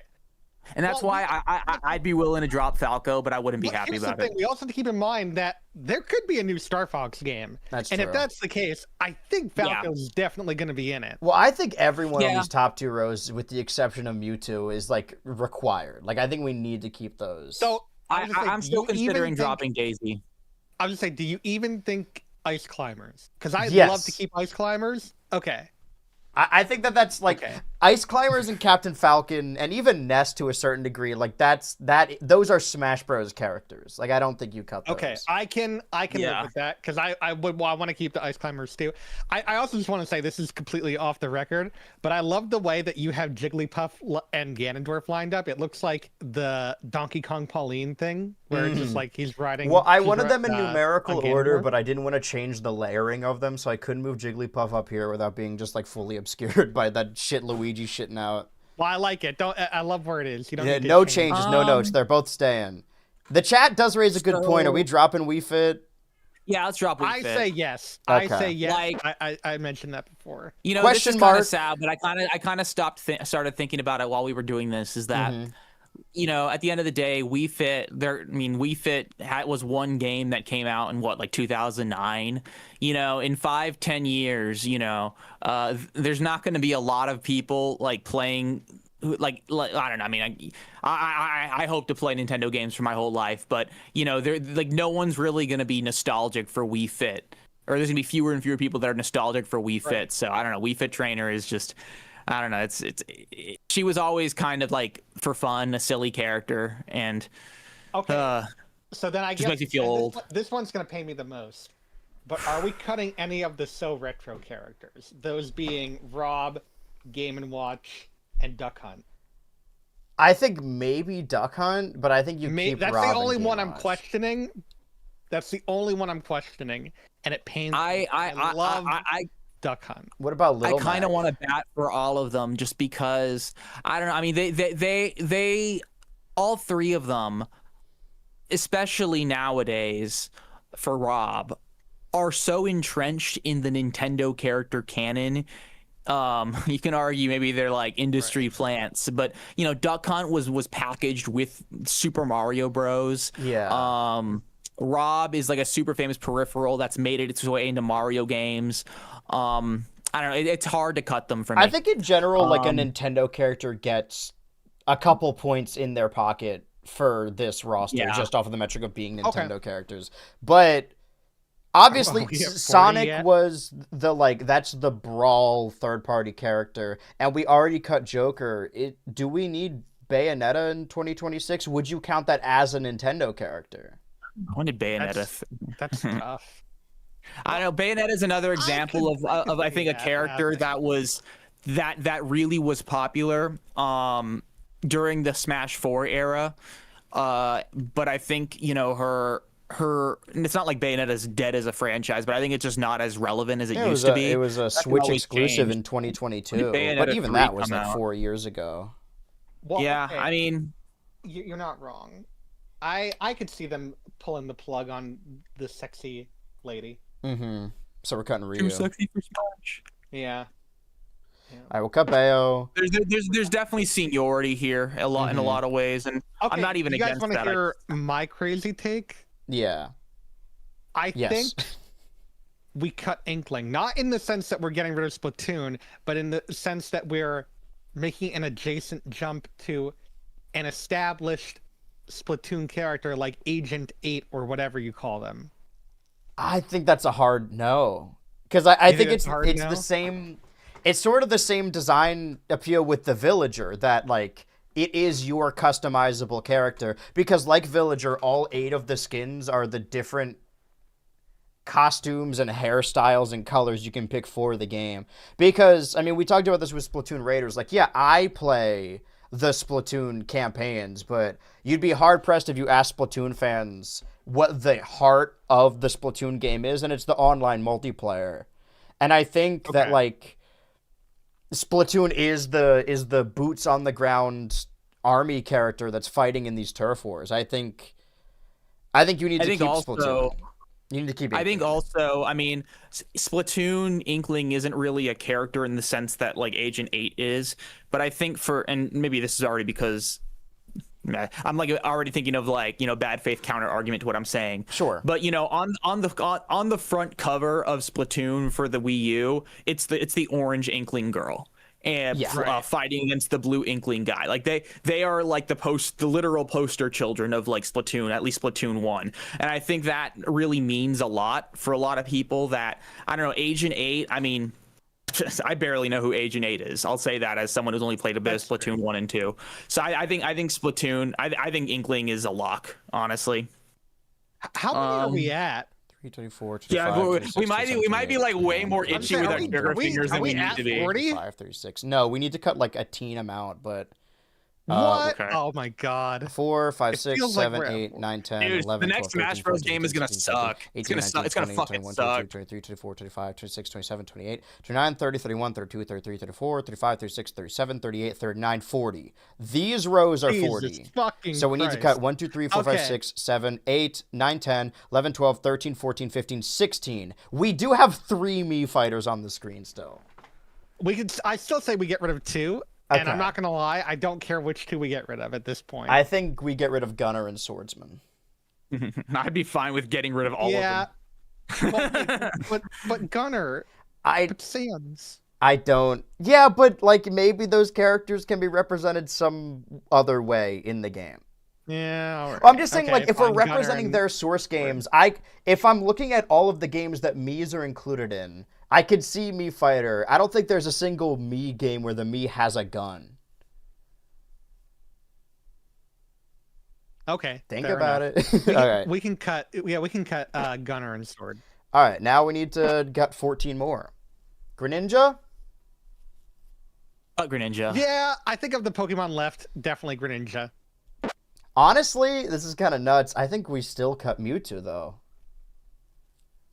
I'm not happy about it, but I can see that. Do you think we also cut Lucario? No, because we have 4 Kantomon and then 1 who's not. And I think that... Okay. I think Pikachu, Jigglypuff, Charizard, Lucario is fair. And then we add whatever the new Pokemon is. I think they're just going to make a new, like... they're gonna make a new like Pokemon character that has like a charging like orb side B. Yeah. So yeah, drop both Mewtwo and Lucario. Yeah, Really? Yeah, Oh, do it. Man, okay. I'm on that board. You guys too. excited for Get rid Mega of the- Zeraora in the game?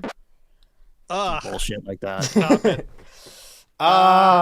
Little Mac? I think Punch Out the is Nintendo rep, has retro that is- swag. Yes, but I will say of the Nintendo reps that are left, 19, 20, other than arguably Duck Hunt, that is the hardest sell for me. 31, A Punch Out's a big deal. But I don't know. I mean, Wanna you know, hear my hot take? the age of the millennial, the age of like the millennial and Gen Xer is over. Like a lot of these NES kind of classic characters don't mean as much to the general public as they used to. Well, I So think that because of Little that- Mac was added to Smash for Wii U and 3DS is because it wasn't a retro character. Like he just got I mean, a they game on the Wii, so he's as new Yeah. as like Rosalina is at the time. Yeah. Or a little bit newer because I think that was like I 2011. really want to cut Rosalina, but I don't see it happening. There's no way that they are never. I mean, I would be fine with dropping a lot of Mario characters because if you're dropping half the cast, like Yeah. I don't know. I mean, like They're- what? they're I mean, not gonna if you drop- count I Yoshi cannot and see them Donkey dropping Kong, there's any like more of them. I think you keep the entire top row and maybe even Rosalina. How do we feel about Bowser Jr.? I could see them kicking out Bowser Jr. honestly. I can't agree to that at all. Honestly, I think I don't know, Bowser Jr.'s Mario popularity characters is- I are think so you need to weird because- redo this character and get him out of the clown car. But that doesn't.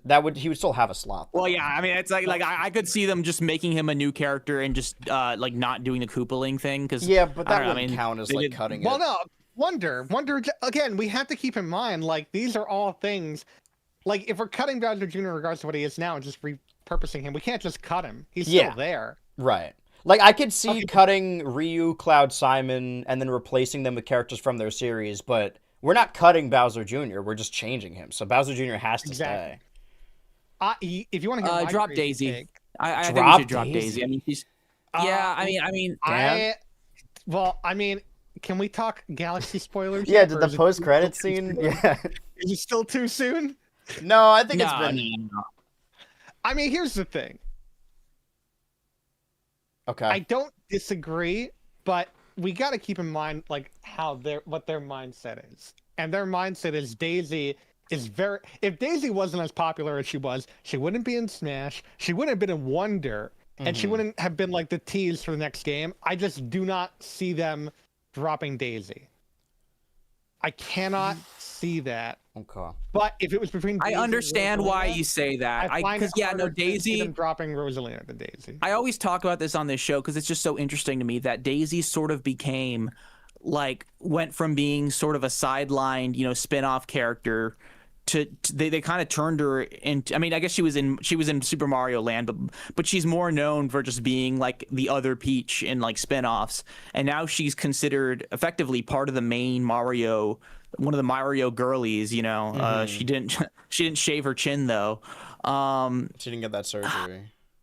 But I don't know. I it's just because she has the same exact moveset as Peach. It's like I don't know. I mean,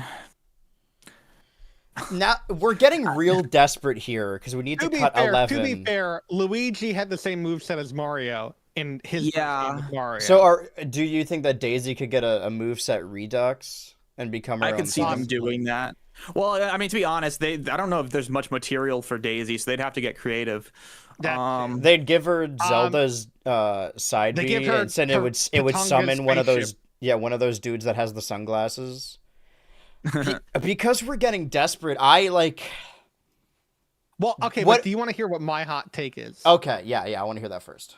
If we're cutting Mewtwo and we're cutting Roy, both of which were characters that were added because of fan outcry, Oh, I don't like this. I don't necessarily think that it's a lock that they're going to keep Lucas. Yeah, I was hoping no one would. I was like dreading when someone Seeing brought if up we could Lucas get by. because it's like as much as like Mother 3, in my opinion, is one of the greatest games of all time. right. And like Um, Lucas feels like the only time that like this character exists in North America. So it feels best like Yeah, it's there's the last something- bit we have. Like the whole thinking about whether Lucas is going or staying like genuinely makes me emotional because Yeah, that's my I don't know, fucking like son, when, dude. when Lucas was announced as DLC for Smash 4, like that was genuinely one of the greatest days of my like teenage years, as ridiculous as that sounds. So there's and I think there's a lot of passion for Lucas, but I don't know. I mean, like I don't think he really carries his own weight, as a Smash Bros character. Yeah. Carries the flame. Compared to everyone else. That's the sad thing. All right. So yeah, I can let you cut Lucas. Yeah, just know I'm not I think happy they're gonna about replace it. him with Boney. They're just Put gonna fucking replace him with Porky Boney. in it. Replace him with Pokey or whatever. So currently we Pokey. have okay. A What Sega happened? character, a Bandai Namco, 2 Capcom, 1 Konami. We have 3 Square Enix characters here. I think Well, they can two of them kick are out from Final Terry, to Fantasy be honest. I mean, I like- still Terry's still a hard sell for me. Listen, we need But to cut 10 If we're of these dwindling guys. this down, I think we cut it every might have to third be party that Terry. isn't Pac-Man and Sonic. I wouldn't go that far, but I think every Okay, third well- party needs a lot of. Well, hold on. Okay. I can't see them cutting Mega Man. All right, yeah. I don't Every think- third remember- party remember, except Dan, Sonic. the age Mega of the Man. millennial is over. Like no one. No, you say that, but He's we're getting getting a a new new Mega game. Man game in He's getting a 27. new If we game. weren't getting a new That's Mega Man true. game in 27, I would be a little more hesitant to be like, okay, maybe Mega Man. We're getting a new Mega Man in 27. Well, I'm like I sorry, said, that's like okay, we'll cut Simon, add Alucard, cut Ryu, add Chun-Li. What if you cut Mega Man and add X? X I don't think is they less do that. relevant than Mega Man. Yeah, now. that's That's true. the thing. That doesn't make any sense. Yeah, but how do we feel about Ryu, Cloud, Simon, Terry, Steve, I- Sephiroth, Sora? I still think he could be in it, but if you two think he's gone, I'd be fine getting rid of Terry. Okay. Yeah, I mean, I don't know. King of Fighters. It's not maybe, easy maybe, to it's- do, but maybe it's just It's me not, being 'cause, like, American. he is just like he is literally like the guy from King of Fighters slash the other one that I can't remember the name of. That's like King of Fighters. It's 2 franchises. That's the other thing too. Is crazy. Technically, we're cutting 2 franchises Fatal Fury? with 1 character. Yeah, Fatal Fury. We're cutting 2 franchises with 1 character, Mhm. but I mean, we other could than always Steve- have a different Fatal Fury or King of Fighters character show up. Yeah, but who? Cody? Yeah, that guy with He's the not even Fatal Fury. Who is the one they cut because Smash Bros is for good boys and girls? Oh, Mai? Is it Mai? Yeah, Yeah. Mai. Recent they business kept saying decisions that. have made King of Fighters kind of have a bad reputation. So what if we had Messi Oh, to you the know, game? you're not wrong. I know what you're talking about. What All happened right. with King of Fighters? Cut Terry. They added a soccer player who is Yeah, let's not add Messi very to Smash kosher. Bros. Okay, well now we have to cut okay, 9 let's talk here. about Steve again. Because I Okay. still think we're talking like popularity again. No doubt about it, Steve's popular. I Uh-huh. just do not think they have it in them to do that all again. To go I through think all they this. do. I think they do. Especially Well- if they're building a new game from the ground up. Like I don't think it's as big of an issue. Like they can kind of keep that in mind when Here's creating the game my or only making the thing. engine and stuff. I am totally okay with cutting Ryu, Cloud, Simon, and Sephiroth, and then like replacing them with different characters from the franchise. I don't think that you can do that with Steve. One, because Alex is already in his character. There's no world where you cut Steve and you're like, and now you could play as the Creeper. Like you can't do that. It's really just him. But I could. It's also worth saying, like, Mhm. Minecraft is the biggest game ever. Like, Yeah, like it's- this is it's- important to keep it. it's It's hard not to like justify. Super I don't Nintendo. disagree. Again, this has nothing to do with popularity. This has nothing to do with like the franchise. Yeah. If it was just that, I'd 100% say keep him. It's just we also have to keep in mind that he broke not only the meta, he broke everything. He broke Yeah, Twitter when that's they true. at the announced him. conventions of building Smash Brothers. YouTube chat Like- says Steve goes, Banjo comes back. I know what you are. It's I would me. agree That's with just you. me in disguise. It was It's all one of my me. alts. You know what's nuts? Why You is know, Robin- you know who? drop Robin. Really? Okay. Really. I mean, again, I have no horse in this race at all. Well, I mean, if we Dude, I'm sorry. I if mean, we I kept like Fire Shulk and dropped Emblem. Pyra and Mithra, then I could see dropping Robin. Yeah, no, I'm sorry. Like, this may, I say this as a Fire Emblem fan. Like, I don't know, I really don't believe Fire Emblem has any business having like six characters in Smash Bros. Yeah. Like it's a good series, but I guess the demand changes, but it's like I don't know. I always thought the whole like add the new like Fire Emblem protagonist to the game. I always thought that was kind of kitschy. What do you think, Dan? If we were in a perfect world, drop all of them, add Hector. We need more axe wielders. We're dropping. Yeah, that's another thing. Is that like me? So that's another thing I think I'm considering. That's why I kind of don't want to get rid of Ryu, because Ryu, like, he controls uniquely. He's Street Fighter's a classic. It's like a blueprint for it feels like a blueprint for the genre. And Ryu fights uniquely, as opposed to, I mean, Cloud is still fun in his own unique way, but I don't feel like he's as like novel in the way he's controlled and stuff. That's why I'm kind of okay with dropping Final Fantasy VII, even though it really feels a little sacrilege. I was gonna say, like, okay, now Xenoblade has one character, Fire Emblem has one character. That's the thing. Well, we have Cloud and Sephiroth here. We could at least cut Cloud, or we could at least cut Sephiroth. Well, no, okay. Before you cut Sephiroth, you do, I will say, I said we could cut Isabelle, but you said we had to keep both because they were both iconic. They were like we hate each other now. This is no, this is what discussion is meant for. If you're not gonna cut Isabelle, I'm sorry, but like, you cannot say that Sephiroth is not as iconic as Isabelle. All right, so we cut Villager, we cut Sephiroth. Is that a fair deal? Or Isabelle. We can cut. I think we should cut. I think we can cut Isabelle and Sephiroth. Cut Sephiroth, cut Isabelle. All right. I can agree with that. Smash Ultimate's taking a beating. I will say, there's one character we haven't acknowledged here. If you asked me last year, I would absolutely cut King K. Rool. I think you keep King K. Rool. Yeah, context has changed. Like, if he didn't show up as Bonanza, he'd be dead hours ago. There's like, it's so funny, I wasn't totally sure if K. Rool was going to be a Bonanza. We talked about it on the show. But no, I mean, they laid out the red fucking carpet for King K. Rool.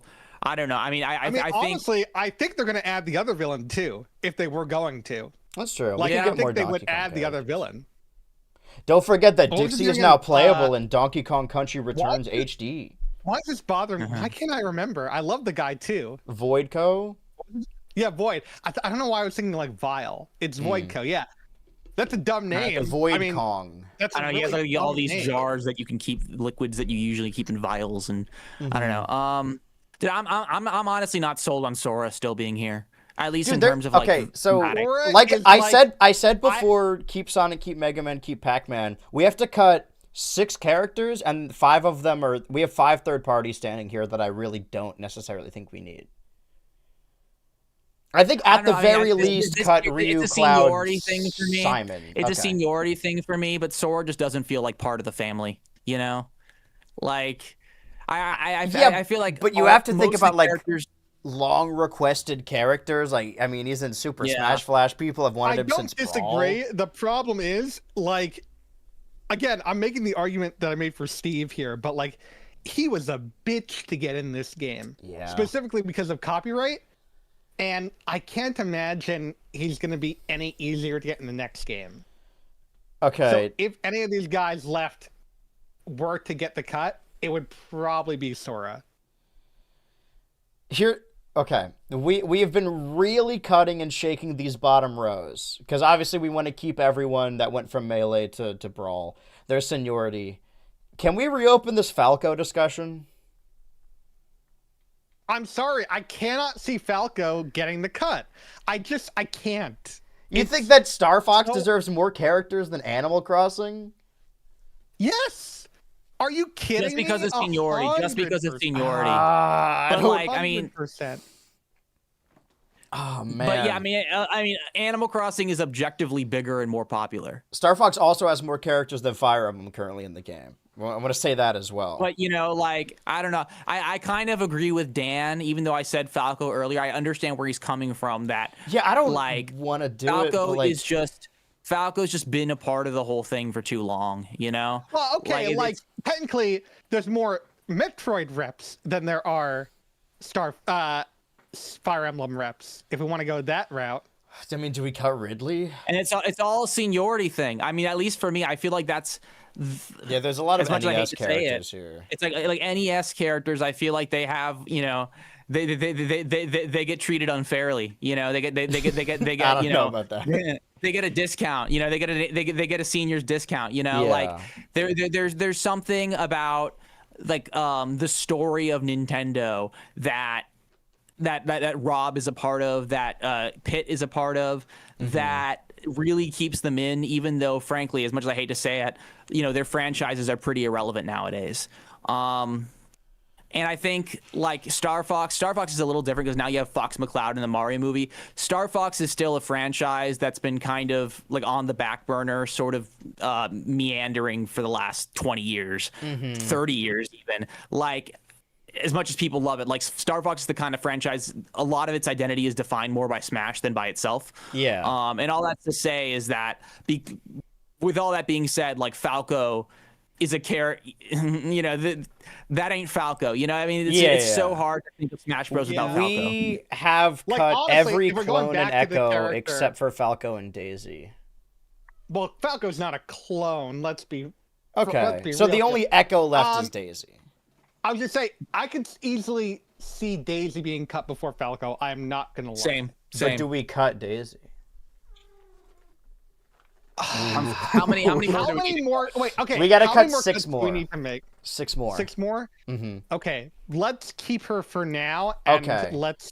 I still Okay. attest that we cut Ryu, Cloud, Simon, and then have them represented by other characters.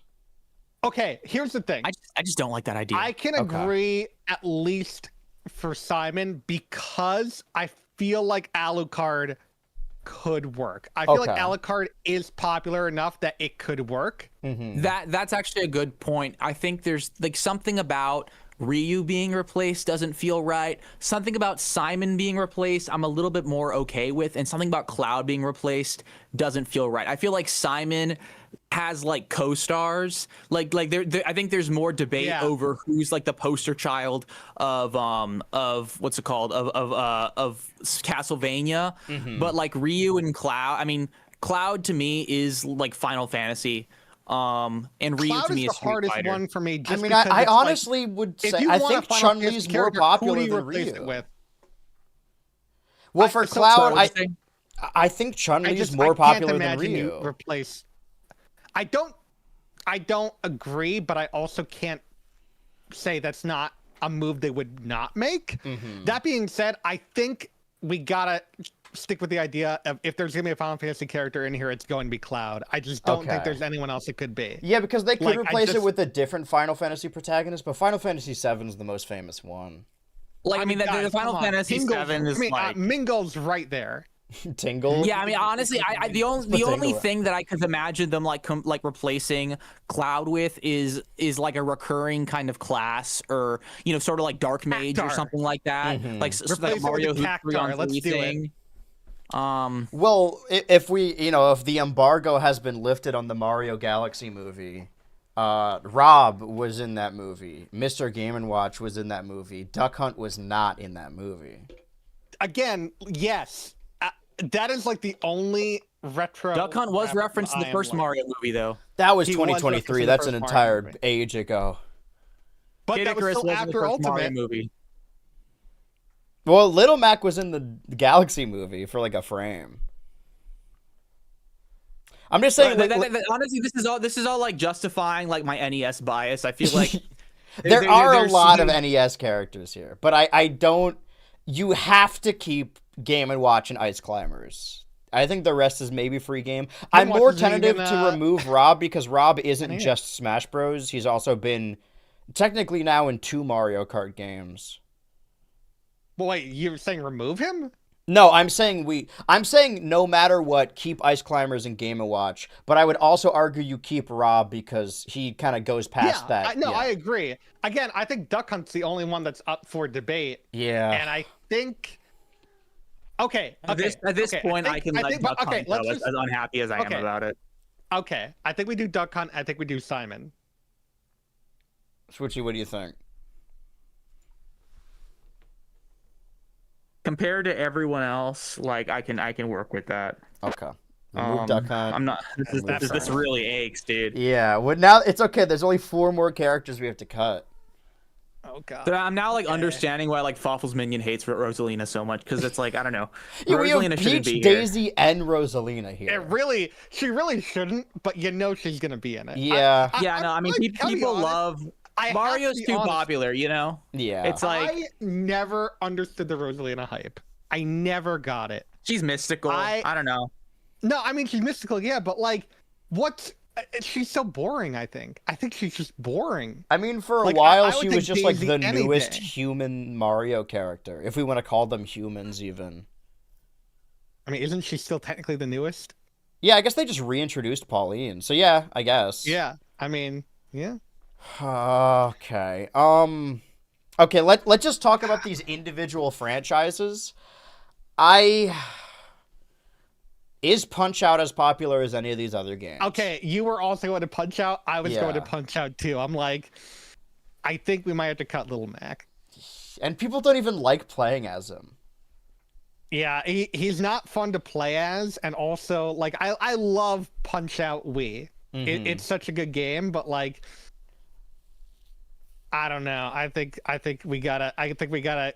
But so like the 86 Wii was Little like Mac. 2 decades ago. Like We haven't had technically we Star haven't had Fox got a new newer Punch-Out game. like 2011. Yeah. Yeah, I mean, honestly, I can stomach losing Little Mac. Okay. I'm still kind of like not. I still don't feel like Sora should be here. I don't know. Again, I kind of a agree hater. with that. I can't lie. It's just like There's something I like don't agree at all, but you know, we're bending here a little bit, and you guys both think cut. So I think Sora was just such an important moment, but you know. Okay, well, let me ask you a question. Okay. Between Sora and Steve, who do you think deserves to stay more? Or who do you think will Steve. stay between the two? See, Steve's a more predict popular character, Steve but Sora I deserves- associate I'd with say Smash Steve. Bros.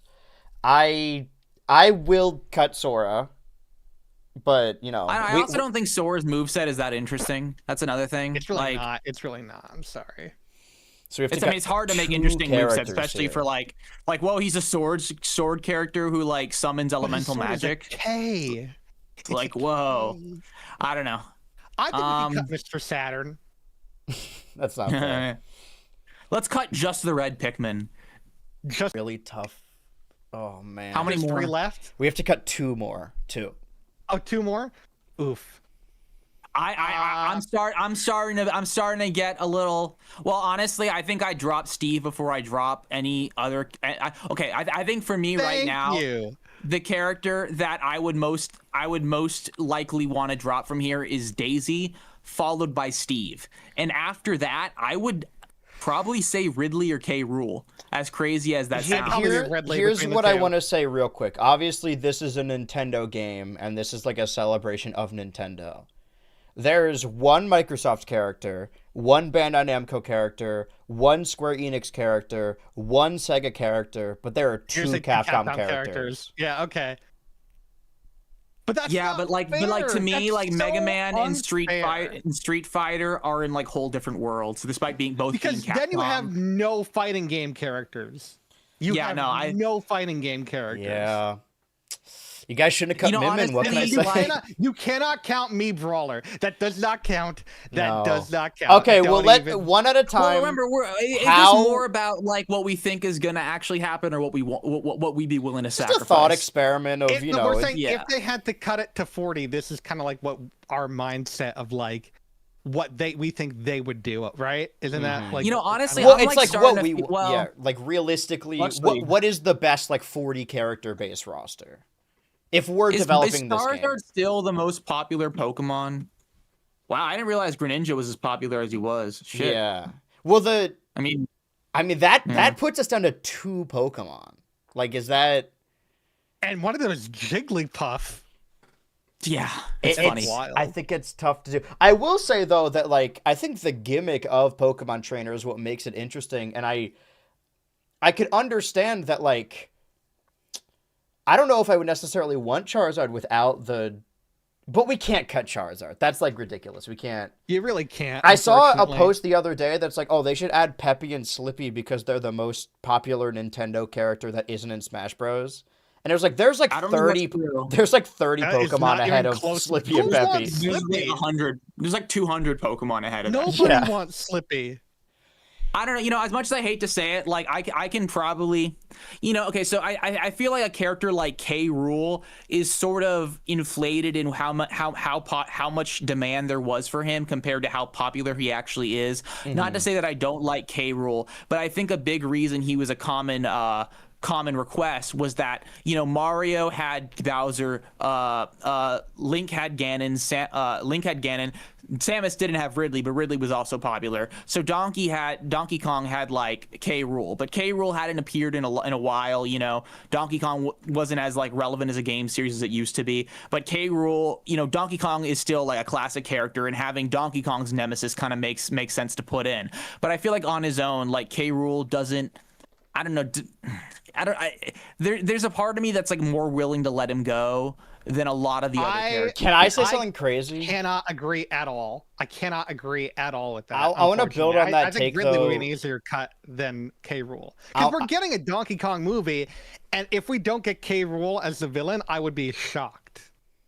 Are we really getting the Donkey Kong movie though? Allegedly, I've had an epiphany, and it's not gonna be popular, but I don't like it. if we're working off the interpretation, or at least I am, that like, oh, we cut this character and then maybe they're replaced with something that's a little better representation. Link is in every Zelda game, Zelda's in every Zelda game. Ganondorf isn't. I don't like where this is going. I think we could get like a different third, or like even like a pig monstrous Ganon. And I think maybe we can, because people are never pleased when it comes to Ganondorf. There's nothing they could really do. This Ganondorf experiment has been an utter failure. I disagree. Okay. I completely disagree. I think you can't really. You can redesign him. You can't really get rid of Ganondorf. I mean, we could have a Ganon character, but do we need Ganondorf? Yeah, I mean, Ganon and Ganondorf are the same person, but they're very different play styles. I mean, I can't imagine, honestly. Plus, there's Beast Ganon as the final Smash, basically. Yeah. So it's like Dan, do you still want Steven? Steven! I am fine with Steven. No, I'm saying Steven. Fuck. No, I'm fine with Steven His full as like a legal popular government character. name. I just think because of how broken he makes the game in regards to the meta and the fact that you had to rebuild every fucking stage, I just don't see the effort worth it. Like, here's the thing. Who's actually playing Steve because Steve is a good character? Or are we playing Steve because Steve is Steve from Minecraft? Well, that Yeah, could be I argued don't- with a he's lot of broken. characters. And once again, this is a vibes thing, and maybe there's some sort of amalgamation that this could be quantified as. But at the end of the day, Steve just doesn't feel like part of the family. He does like not. He does. and it's kind of ridiculous. I feel like, well, I mean, that's why I like before he was announced for Smash, I thought it was never gonna happen because I don't know. Minecraft was an indie game. It was developed in Sweden. I think frankly, being from a Japanese franchise gives you a lot of Smash possibility points, all things considered. Like to me, Steve doesn't really feel like part of the family, even though biggest game ever. I can let Steve go, honestly. If we're counting Donkey Kong, Yoshi, and Wario as their own franchise, Mario does have 6 characters here. That's why I want to get rid of Okay. Daisy. I'm Do you okay guys with wanna getting hear rid of something? Daisy now. Like, I think I've come around on this idea. Okay. Yeah, I think that's fair. If we get rid of Okay. Steve, we get rid of Daisy. And then that's our roster. I mean, honestly, like honestly, I feel like if they bring back Daisy, or whatever Smash, I think they just make her into her own character because I don't know, they want Yeah. Daisy to be kind of on a similar level to like Rosalina, I think. Okay, well, so before we finalize this, we have to just real quick. I want to do 1, 2, 3, 4, 5, 6, 7, 8, 9, 10, 11, 12, 13, 14, 15, 16, 17, 18, 19, 20, 21, 22, 23, 24, 25, 26, 27, 28, 29, 30, 31, 32, 33, 34, 35, 36, 37, 38, 39, 40, Okay, 41. This entire roster, we need to cut one more person. I just want to get a look at this entire thing and make sure we know what we want to do. Because chat Okay. saying Falco, chat saying Ice Climbers, chat saying Ridley. Hear me out. Okay. I think it's Steve, or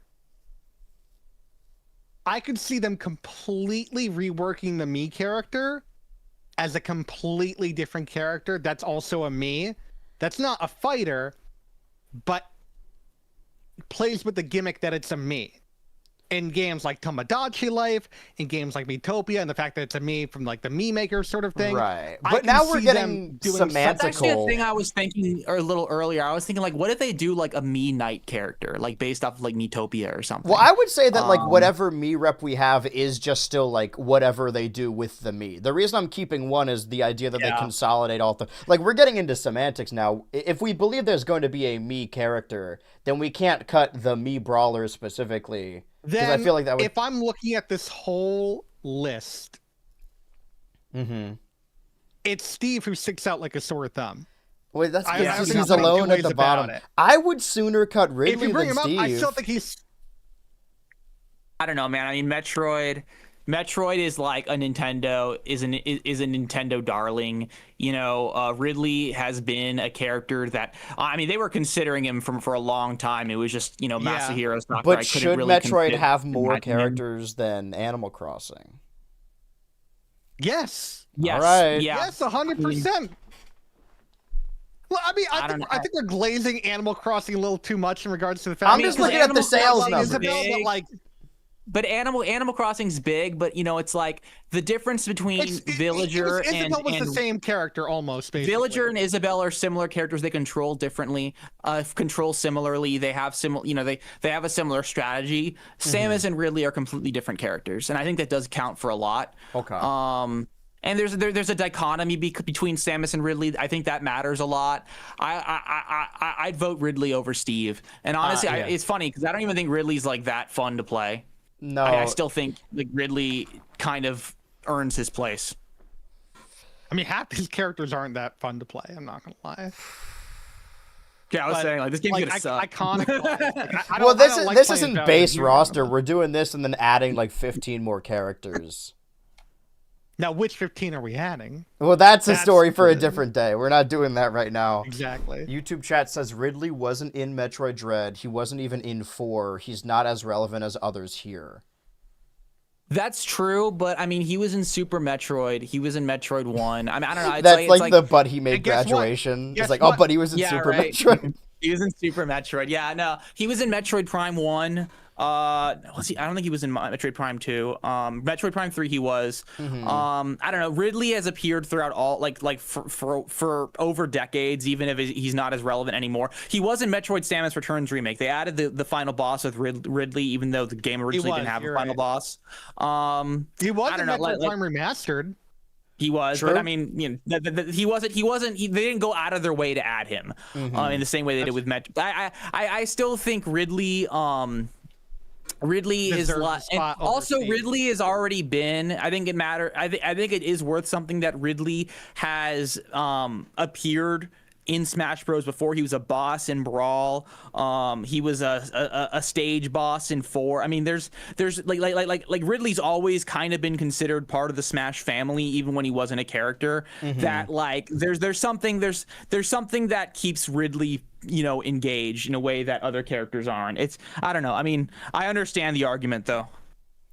Yeah, people in the chat really are going for Ice Climber's head. They want them dead. Fuck that noise. I should say, but and I do want to come back to this discussion because now that we've like cut specific third parties, I think we are saving a warm spot for Alucard just in case. I mean, like, I've been converted. Is the thing is like earlier I was so ready to just cut all of the third parties, but now I'm like, do we like Steve is? This I is mean, I gotta say, there's as he said, sticks out like a sore thumb. Like there's like a certain kind of retro legitimacy that like retro characters just I feel more at home in Smash Bros. Whether they should or shouldn't. That and like Steve is from a different era of video gaming. Not necessarily a better one or a worse one, but I don't know. He doesn't feel as home in Smash Bros. I don't know. I mean, it's hard to really describe, and in some ways it's kind of ridiculous, but I don't know. I think Game and Watch should be in more than I think Steve should be in. I think Duck Hunt should have been in more than Steve, but I'm also agree that we had to cut Duck Hunt. Right. So I think we got to cut Steve. so you two both want to remove Steve. Yeah. Yeah. All right, I want the internet at large to know I'm not pleased about this, but if we do want to cut this, who would be your last one, Andrew? I mean, again, like I would sooner cut Ryu and just have him replace because my thinking is that like I just don't see that happening. Right, I know. My thinking is just like, okay, if you remove a Street Fighter or a Tekken or a Castlevania and then eventually replace them with a different character that reps that series. I think that there are characters in Street Fighter that could rep Street Fighter as much as Ryu. I don't think there's any Minecraft characters that could rep Minecraft as much as Steve. But because Minecraft is not a game that has characters. That's the problem. Like, that's not a game that has characters. You can't have that mindset. Like, if you have that mindset, like, we'll be picking each other apart, like, all... Oh, my God. Any of these, I suppose... I'm not super sold on the idea, honestly, about, like, dropping a character and then just bringing in another character from the same franchise. I mean, I guess, in some cases they could do that, but, in some, like I don't know, something about doing that with Ryu, for example, it feels like taking out Mario and replacing him with Luigi. You know what I mean? It's like, like Ryu is, like, the mascot. I think, I'm not saying we replace him with, like, Ken. I'm saying, like, there are Street Fighter characters... your Vega, your M. Bison, your Chun-Li that control entirely different. Yeah, I don't know. It just like, I mean, I guess they did that with Min Min. About it that doesn't seem right. Well, not even because Ribbon Guy was never in the game. Well, I'm like saying that is like the whole the idea that the mascot always has to be the sole rep isn't necessarily true. We've seen it happen with Min Min, right. But like, that's I don't know, odd case out. That was an odd case, and I still would rather just keep Ryu. I mean, like Street Fighter is a long running franchise. It's a juggernaut. It's just something that it feel like you're representing decades worth of video games with Ryu. I don't know. I'm looking at this from another view too, where it's like. All of the, we cut Mewtwo, Roy, Lucas. I could see a world where, all the cut characters that people really want could be added back, again in DLC. And I think that you can do that with Roy, Lucas, and Mewtwo, again, because it's been long enough. But I don't think you can do that with Steve. People want Steve in the game. Let's make him DLC again. I feel like that... I'm going to cut it. I just want everyone to know that I'm not happy about it. Because we have to listen. We all must make sacrifices in the realm of making this a 40 character roster. Well, now we have our 40 Super Smash Brothers, and we can come back to this at a later date to add the characters we want to add for a hypothetical roster. But for now, I think we need a detox. I think we need to jump into the newest, or not newest, but newest for us, Nintendo Direct in order. Is there anything more you guys would like to cover before we jump into this Direct? If you don't know, on this show, we've been watching all the Nintendo Directs in order that they aired on YouTube. Anything else happen this week? Or are we ready to jump into the Direct? I'm ready. All right.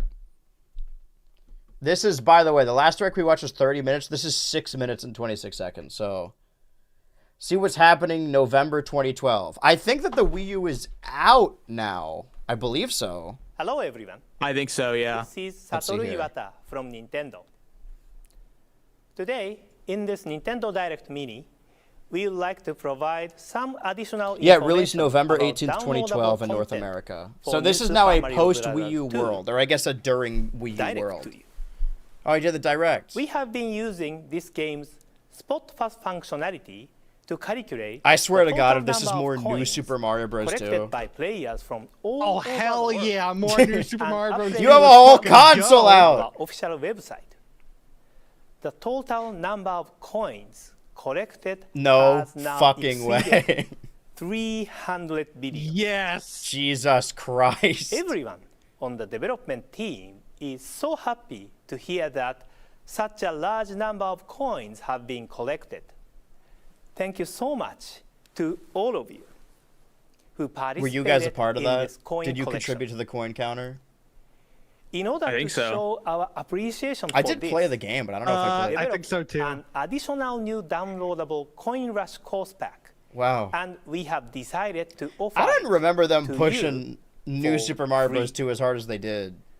The new Super Mario Bros. 2 team has been trying a new experiment in which they look at user feedback when creating new courses. From what they have seen, many players want courses based on levels from previous Mario games. So, that is exactly what we made for this pack.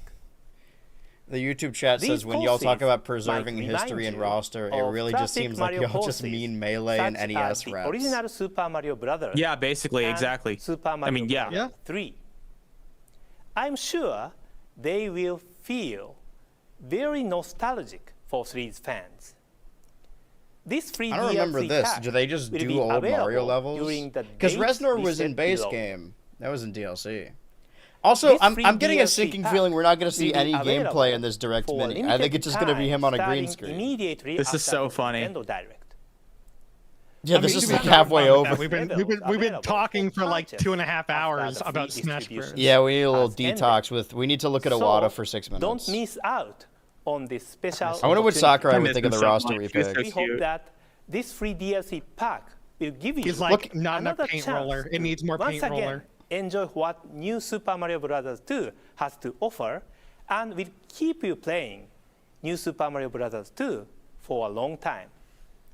Thank you very much for watching. Sure, buddy. No way. Wait, okay, that's only halfway through the Direct No, Mini. it's only halfway over. Sizzle reel. Whoa! You guys okay, remember I know this? is for the classics pack. I was here when this happened. So for New Super Mario Bros. 2, they released a classics pack. Yeah. Okay, It so looks it's just the ugly old as levels. Fuck. It is a really ugly level. Why does the background? Yeah, why does it look like Flapjack? To celebrate the Because it's achievement New of Super Mario Bros. 2. 300 billion It looks like a coins Flash collected game. by new Super Mario Bros. I was 2 waiting for players because around the I've world. seen the commemoration initial of new this Super Mario Bros. record-breaking trailer event, where it's like new old Super Mario and Bros. then he 2 picks up players the can download an original Coin Mega Rush Mushroom, the exclusive giant course mushroom. I pack was for waiting for that free to happen. for a limited time only. A limited time. It's very ugly.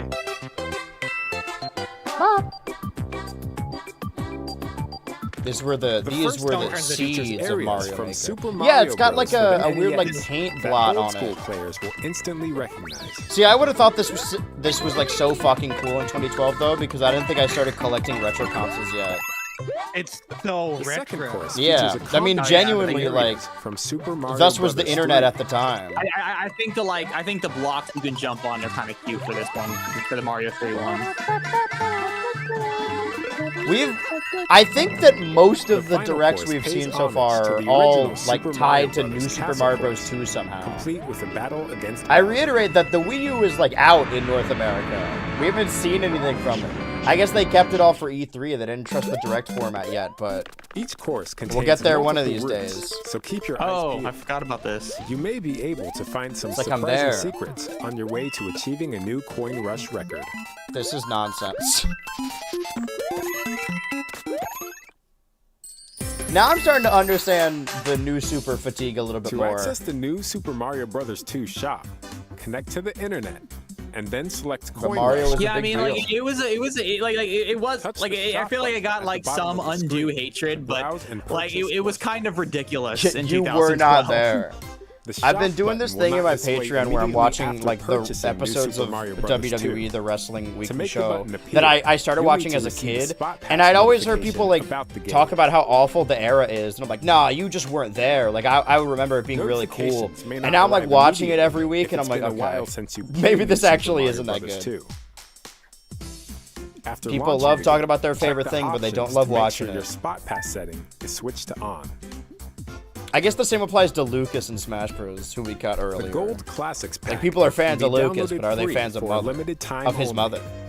Starting February 1st, 2013, the pack will be available to purchase for $2.50. Can't believe we're almost in 2013. Other downloadable course packs are also available. I'm and getting can excited be for purchased E3 in-game. 2013. Downloadable course packs can also be purchased using prepaid Nintendo cards.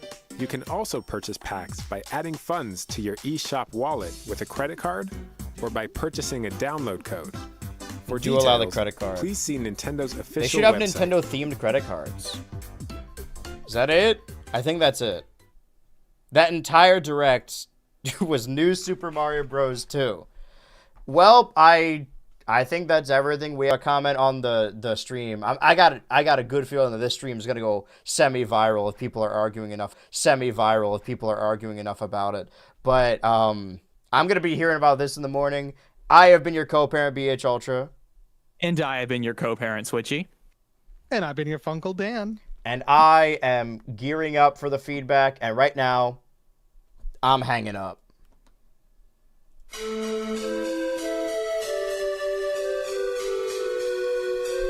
Hello, denizens. Oh, I guess Ultraers, people who watch Switch to Ultra. It's on the YouTube channel still.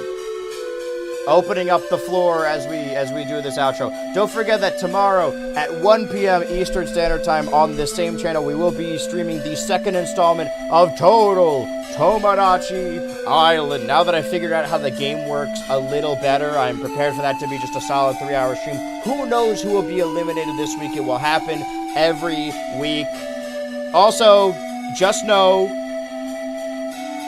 if I pick, I'm not gonna throw anyone under the bus. If I was picking the roster, if I was cutting the roster from the ground up, and it was just me, it would be different. But this is a group show, and direct all your hate towards me. I will be your lightning rod. I can take it. Oh, there's a new Delzathin upload. I wish I could raid people like how I raid on Twitch. I mean, I am on Twitch right now. Go over there.